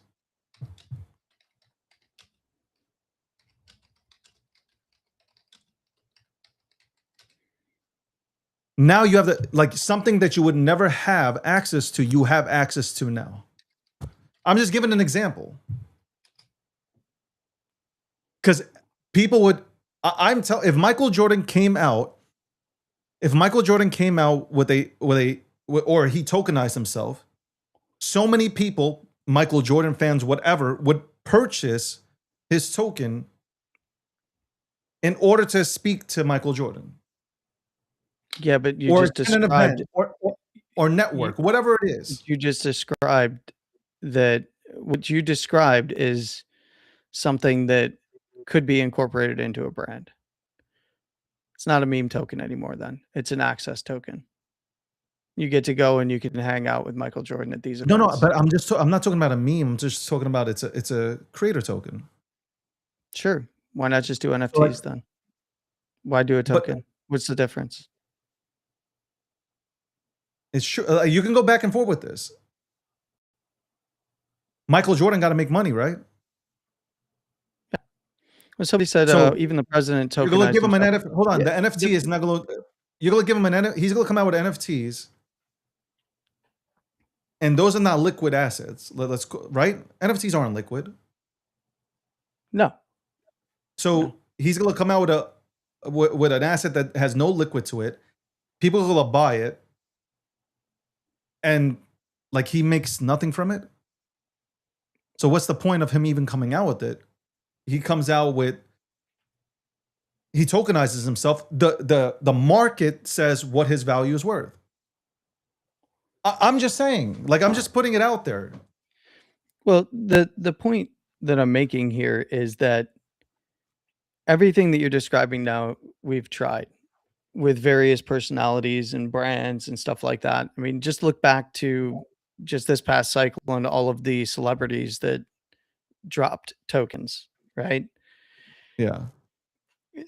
What value did that provide at the end of the day outside of number go up and certain people are able to get out and realize, in some cases, life-changing money for them? Great. That's awesome. But when you have a speculative asset, a variable priced asset, then you have to understand that even a Michael Jordan token, right, is going to go down. And how does that benefit the optics for the brand? Look, everybody wants good press, Sure. right? Good press sells products, right? Why didn't Michael Jordan get into it by now?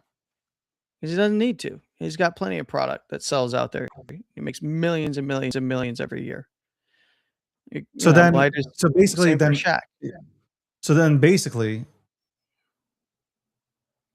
Then basically you have to sit back and say that crypto in general is worthless.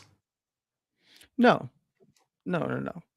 There's for why not? personality. Why hasn't he built out something on crypto? Forget about even a creator, asset. I'm just saying in general. Well, I mean, there are ways to do it, right? There's platforms that were selling, fixed priced assets, which end up being NFTs at the end of the day for certain events. And then, you convert that into something that ends up being, a collectible later on. And then it's got a secondary market. Great. But that's utility at the end of the day. What you're talking about is utility. Any kind of creator token cannot become a utility without, if the way that they were launched before, because what I'm talking about is the problem hasn't been solved, because like you launch a creator token, it's purely speculative. If somebody is now bringing that into their brand, now they're creating utility. And somebody just pointed that out. Yeah. And you have to be careful with utility because it cuts both ways. For sure. Let's say, like some people were trying, you have X number of token that gets you access to a product or a platform that they have. But then it cuts both ways, because if it's not a fixed price, it's variable price, number go up, right? It's a bull market. Now people are going, well, you need to lower how many tokens need to be held in that wallet for me to get access, because it's just too expensive. Now it was $250 before, and now it's $2,500. And then there's other people who are like, well, no, we want number to go up. So you manufacture an entire, because what you're doing is you're just starting your own microeconomy outside of the US dollar, which is great. Fine, do it. But the fact of the matter is, if you don't have a plan for how you're going to do it and how you're going to keep that economy running so that people are happy and holding, if you're going to do that, you can't do that with a speculative asset. Well, you can't do that with a meme. The meme has to be the meme. It has to embody itself and be able to run all on its own without any interference, without any promises, without anything. That is the whole point. That's what memes are. It's culture, and that's it. If you start adding any kind of utility to it, it's not a meme anymore. I'd argue that many of them I've said are. that also. I've said that before. Like utility, when people say utility and meme coins, like I want to vomit.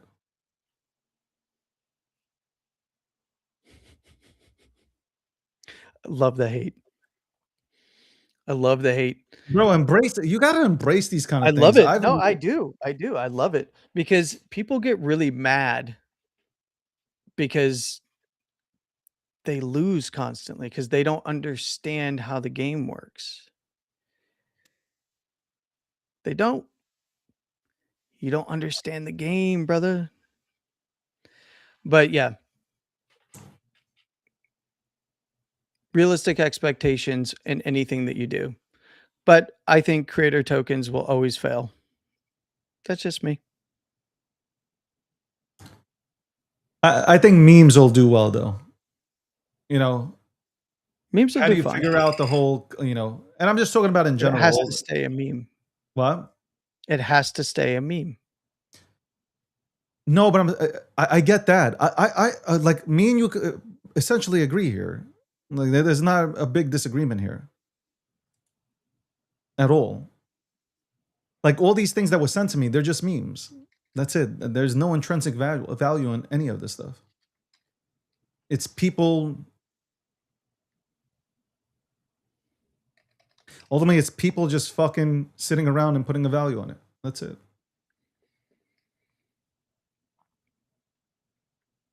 Yeah. So that's how I look at it, man. Again, anybody who says anything, this is the one thing I agree with you, and Sakasa said this multiple times in spaces. A lot of people have said this. It's just like, bro, that's absolute. As soon as I hear the word utility, I'm out. I don't even want to. I don't want to fucking hear about. I don't want to. I don't want to. Don't tell me. Do I think in the future, is it possible that memes could have a utility if they're big enough? Like Dogecoin, right? Does Dogecoin have some sort of utility now? I would say yes. Yeah, it's an entire chain. Yeah, it's a network. So what I'm saying is, could that happen in the future with memes? Is it easier to do that with memes versus whatever these names are that people are just like confused about? I think so. I just don't, the maturity level is not here yet for that.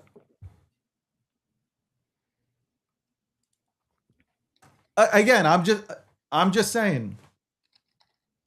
Who, like, let me, if I came up to somebody and it said, yo, check out Near Protocol, bruh. What do you think the reaction is to me? Well, yeah.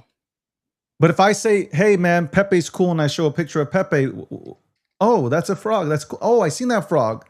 As I've scrolled down, when I was scrolling down the comments, when I was doom scrolling, I seen Pepe. And then now you have a conversation because life is a meme. You know, people get it confused. Like I really do believe that memes do bring. Listen, all these things have pros and cons, but at the end of the day, I think the biggest pro from a meme is that people come in, there's a really vibrant community, and it's broken down. Freeman, I agree with you on Near Protocol. I'm just saying, if I came out to somebody and explained Near Protocol and I went 60 seconds into the conversation, they would be like, yo, listen, do me a favor, like, not interested. Or they would have a deer in headlights kind of view while you would be speaking. But if I told them about a meme, they would understand it because people are visual. Like every single person on this planet is more of a visual person than, like, how many people read? So it's not me. I like Near Protocol, but it's explaining it and how it works and the mechanism. It's the same way like when I try to explain Hedera, HBAR to people. People are like, what the, I don't understand what you're saying. Somebody thought I was talking about soap. Like legit. I remember that. They thought, yo, what brand of soap is this? That's why protocols need to be able to dumb it down. How many protocols, think about it, how many protocols have tried to take market share in the meme sector away from Ethereum? Solana has done a successful job. You had BNB. You had Tron. Okay, you have major. Once they wrap their heads around it, I'm like, okay, these people are very passionate about the memes. What if we allow them to build their memes on top of our network, and now we get new people, an audience in here to look at our stuff that we're building out? That's why everybody like, Solana's done a great job. Like, if you think about what Solana's done, they brought in people from, they've tapped into a percentage of the meme economy. They brought them in. Now they're building rails and stuff with institutions, what do you think happens? The conversions start happening. They get to show off their products.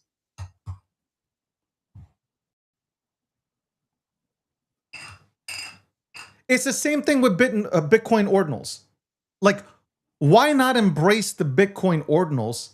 You have younger people in them. You need younger people in Bitcoin. Embrace it. But you saw what happened as soon as the ordinals came out. Oh my God, no, we can't have this. Stop the miners from mining. Like, no, like, you embrace that. Meanwhile, on all my and you're on all and my you're one rigs, of them, right? all my rigs, I'm running Ordinals protocol freaking day one. That's what I'm saying. So you have ordinals that will absolutely allow the younger generation to get in, to absolutely get into Bitcoin, because memes just simplify everything. You know, it's funny.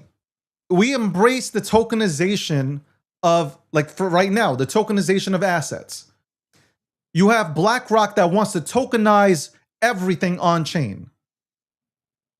So why can't you tokenize memes? Do you get what I'm trying to say here? Like, the younger generation is not, they're not holding precious metals. They're not holding gold, silver, copper. Like, they're not doing any of that. But if you put things that they recognize on chain, Tesla, SpaceX, because you know the younger generation does like Elon. Besides liking Elon, they know the product, so they've seen the product. So if they see it on chain, they're gonna get in. It's the same thing that I say with memes, though. Like, if they see a meme and it's on chain, they're most likely going to get in because they like that and they want to be a part of that. So I don't know. I don't see anything wrong with it.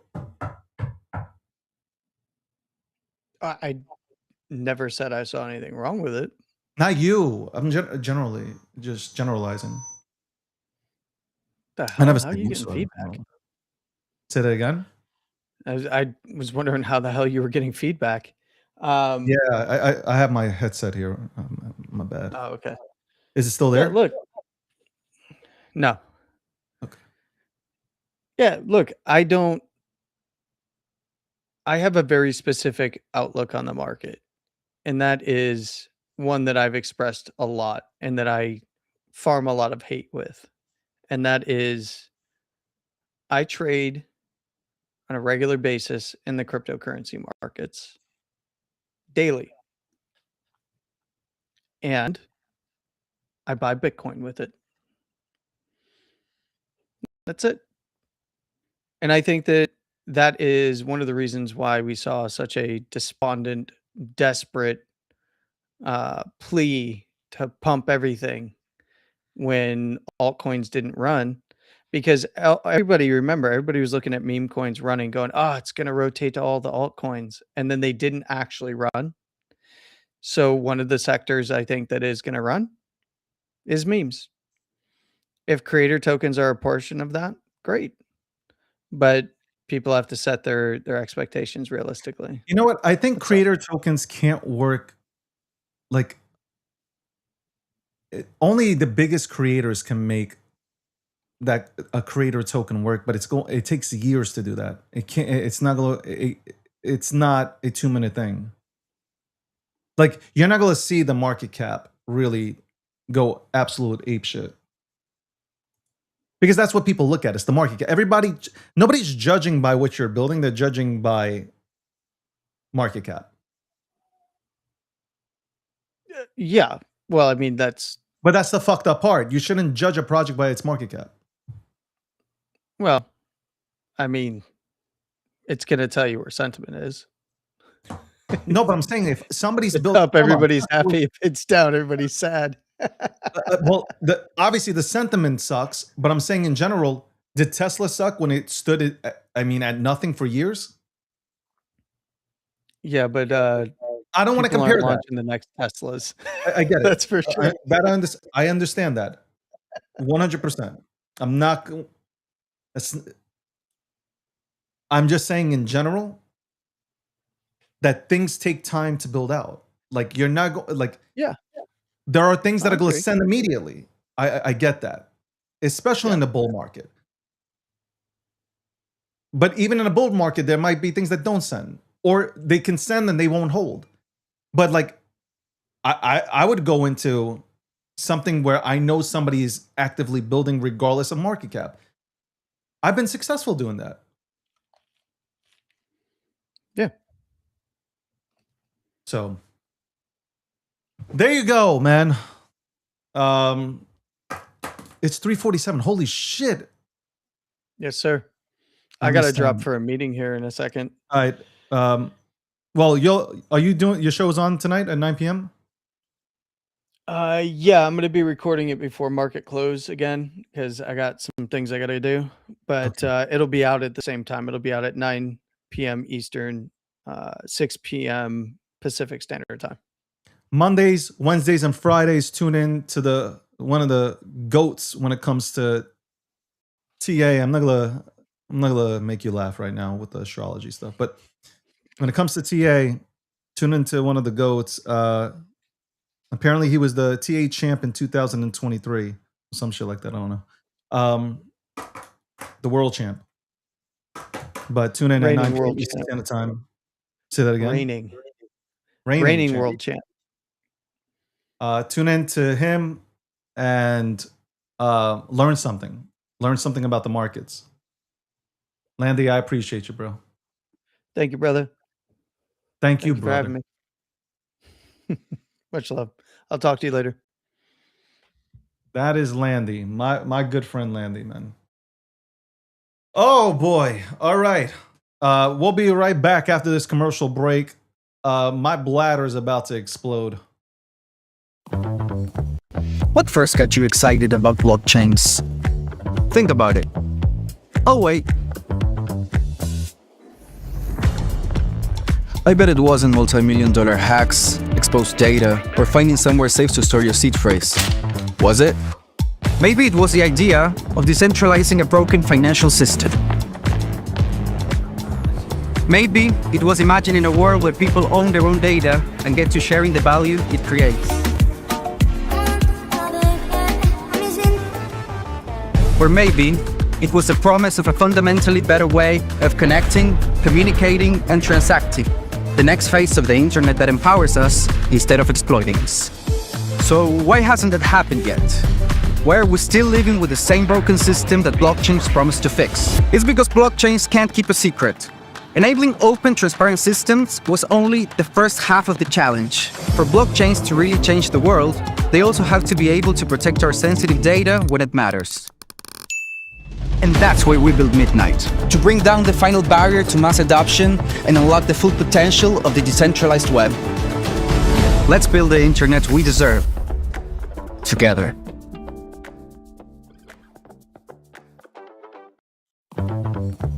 What first got you excited about blockchains? Think about it. Oh wait.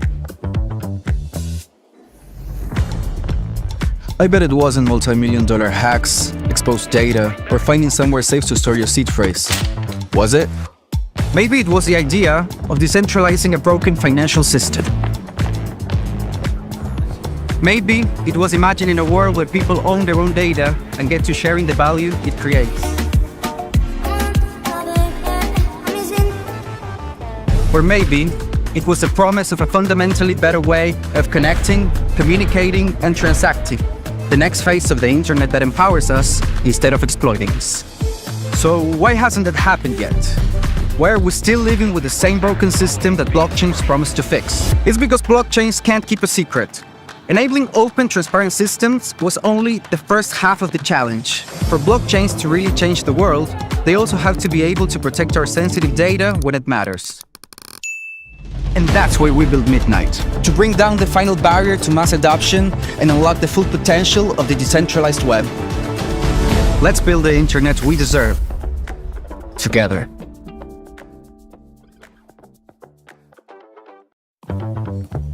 What first got you excited about blockchains? Think about it. Oh wait.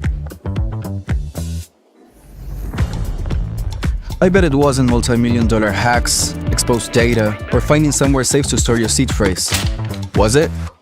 Maybe it was the idea of decentralizing a broken financial system.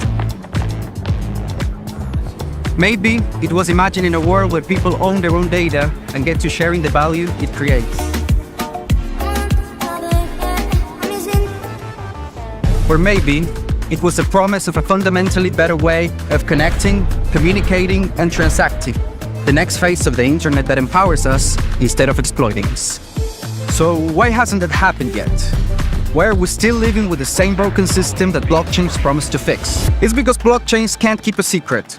Enabling open, transparent systems was only the first half of the challenge. For blockchains to really change the world, they also have to be able to protect our sensitive data when it matters. And that's why we built Midnight, to bring down the final barrier to mass adoption and unlock the full potential of the decentralized web. Let's build the internet we deserve, together. Ladies and gentlemen, we all know this in crypto. Ownership matters. That's why Cake Wallet. Cake Wallet gives you full control of your digital assets, all in one easy-to-use application. You can store Bitcoin, Litecoin, Zcash, Monero, and many more with just one secure backup. Swap between coins in seconds. No copying addresses, no complicated steps, and even includes Bitcoin Lightning for faster payments. And with Cake Wallet built in, you can use crypto in real life through debit cards or gift cards. Simple, secure, self-custody. Download Cake Wallet and take control of your crypto.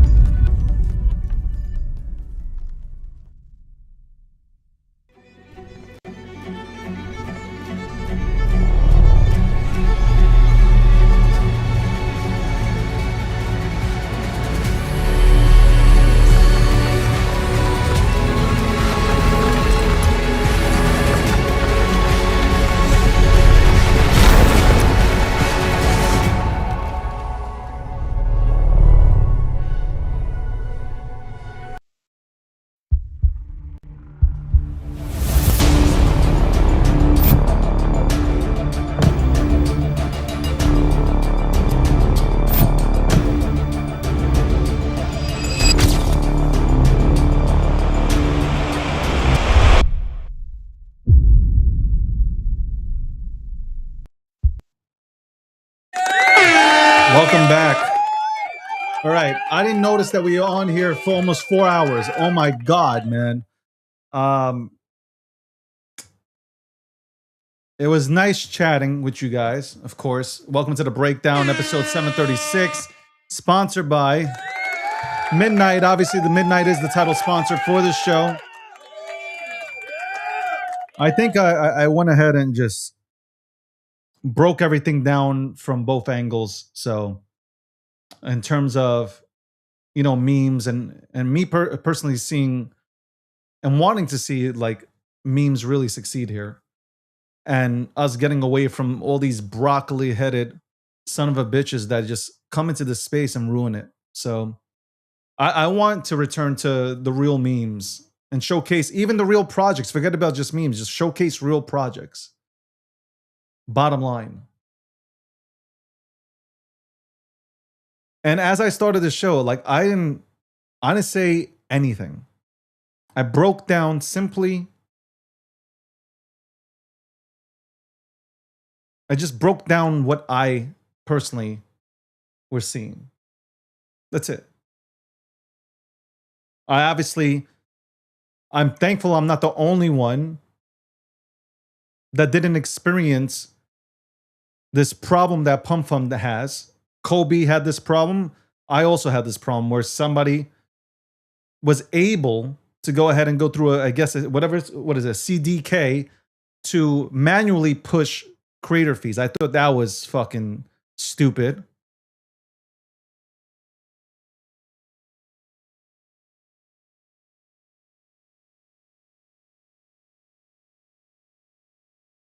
I really thought that was stupid.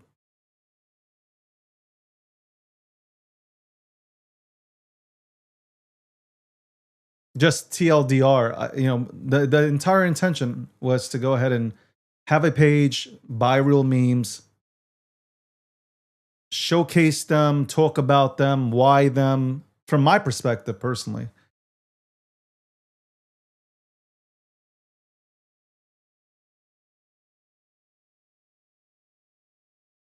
That definitely needs to be fixed. That's a real fucking problem.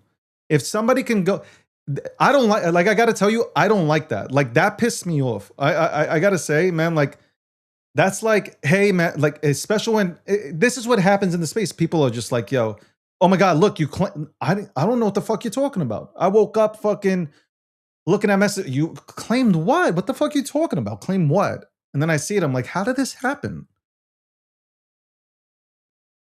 Thankfully, shout out to Joey. Joey went and, you know, put it out there on the timeline that, hey, man, somebody went and fucking manually pushed it. That's fucked up. It's just a fucked up thing. And that's why we can't have nice things at times. Like, we just can't have nice things. Here I am saying, you know what? Let's heal the space. Like, I really mean it. Let's heal it. And then people are just like out to flip a burger, man. This is the mentality. I'm out here to flip a fucking cheeseburger. Like, it's so dumb.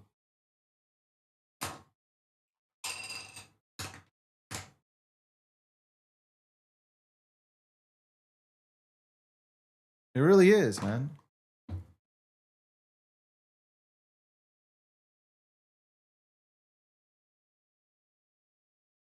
It really is. Anyway, I'll be back tomorrow, 12 p.m. to 2 p.m. Eastern Standard Time. Okay. Be back talking about crypto. By the way, you know, I don't know if any of you guys celebrate, but hopefully you guys have 4th of July plans.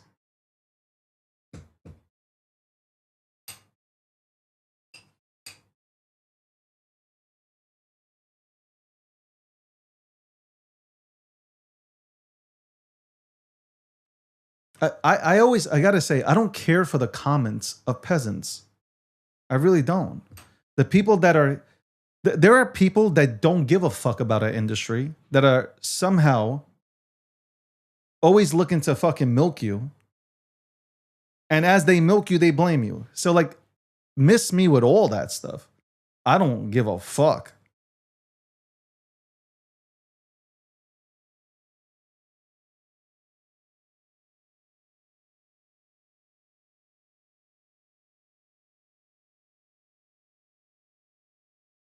I just don't give a fuck.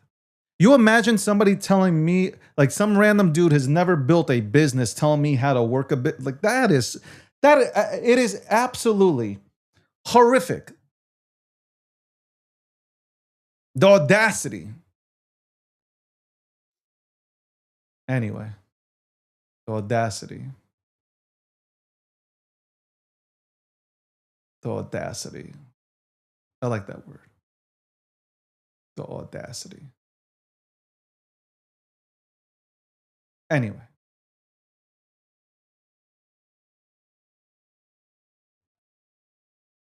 I always said that the market is controlled by a hardcore community.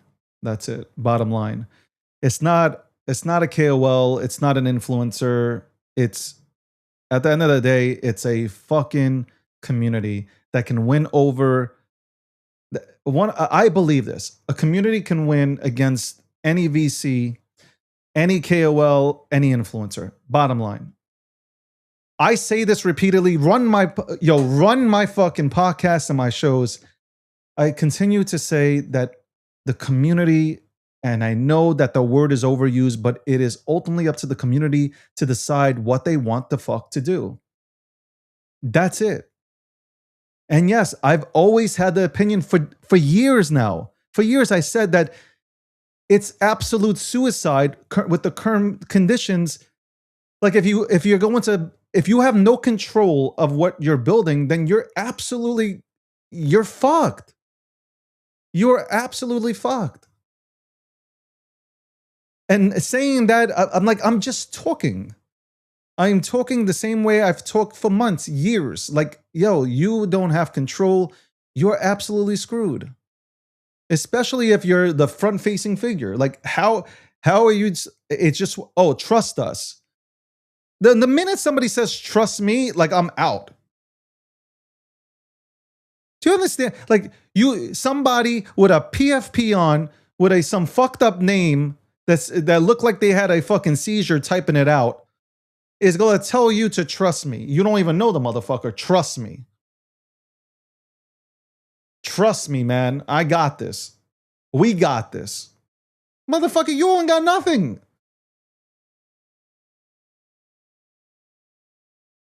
You're gonna ride that person till the next new shiny toy comes out.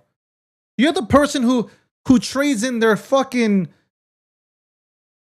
bicycle every fucking 3 months. You're the guy who, if you drive, you're the guy who trades in their car every 6 months. You're looking for, that's it. You're done. But trust me, bro, we got your back. You know how many times I heard, trust me, bro, I got you? Bro, for every time somebody said, trust me, bro, in my life, to me, I would be a billionaire. I would be a multi-billionaire. Actually, I'd be #1 on Forbes, and Elon would be #2 for the amount of times that I heard, trust me, bro.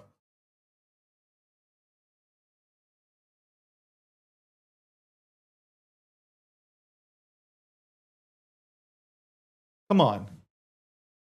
And then somebody says, honestly. I'm being honest. No, you're not. No, right off, you don't gotta say, if you're honest, you don't gotta, I'm being honest.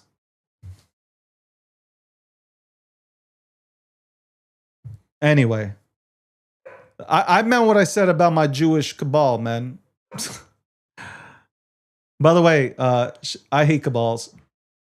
Hate is a strong word. I dislike cabals. But to the Jewish fam, yo, bro, okay?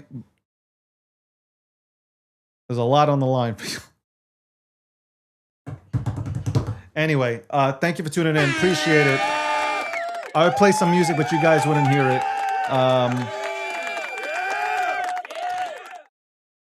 God bless all you guys, man. And I really do hope that this industry does heal. You see, this is what I mean. Bro, why are you so weird? Just say what you want. I don't need to say it because you want to hear it.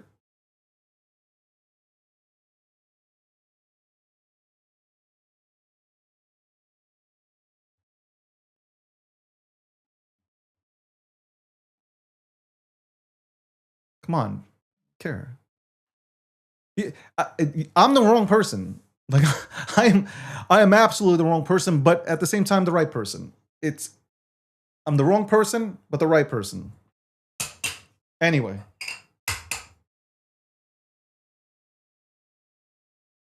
At the end of the day, they're all just memes, man. No intrinsic value, no nothing. It's just a meme. Just a meme.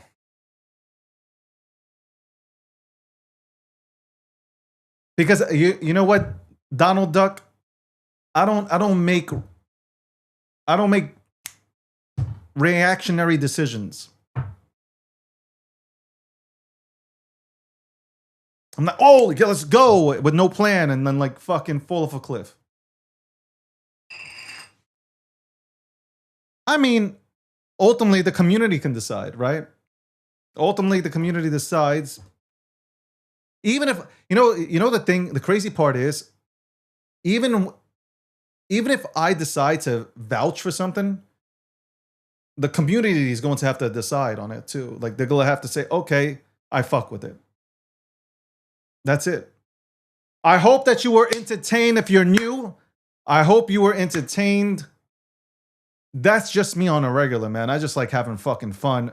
I love having fun, and I love crypto, and I love this industry. And I just want to see all of this shit go absolutely higher. I would. I'll answer Risky's question. I'm not making a token, so if that's, maybe you can go ahead and notate on that. That's not. I'm not. 100% not going to be troubled and bothered by that shit. You guys are way too market cap. Oh shit, it's not good. Market cap. It's like it's the stupidest. I used to go into market caps of $5 million, $10 million. You guys are market cap. And the shit's, if the shit dies out from the market cap standpoint, it's like, oh my god, not good. So weird. It's not good. Market caps. No. It's just at that time.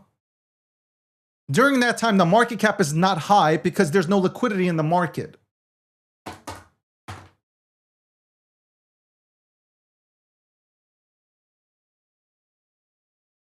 But obviously, it is essential. I've already put it out there. I don't know why I'm repeating myself. It's essential to me. If you're going to like, is it an endorsement? What the fuck do you even call it? If you go say, okay, I like that one, then like you have to have control. So that's it. That's the only way I can put it. I don't know. That's the only way I see it. Anyway, I'm yapping too much. I'm done yapping, all right? It's fucking 4 hours. I'm out of here, man. Like, God bless you guys. Have a great one. Have a better, what is it? Fucking have a great day and then an even better tomorrow, man.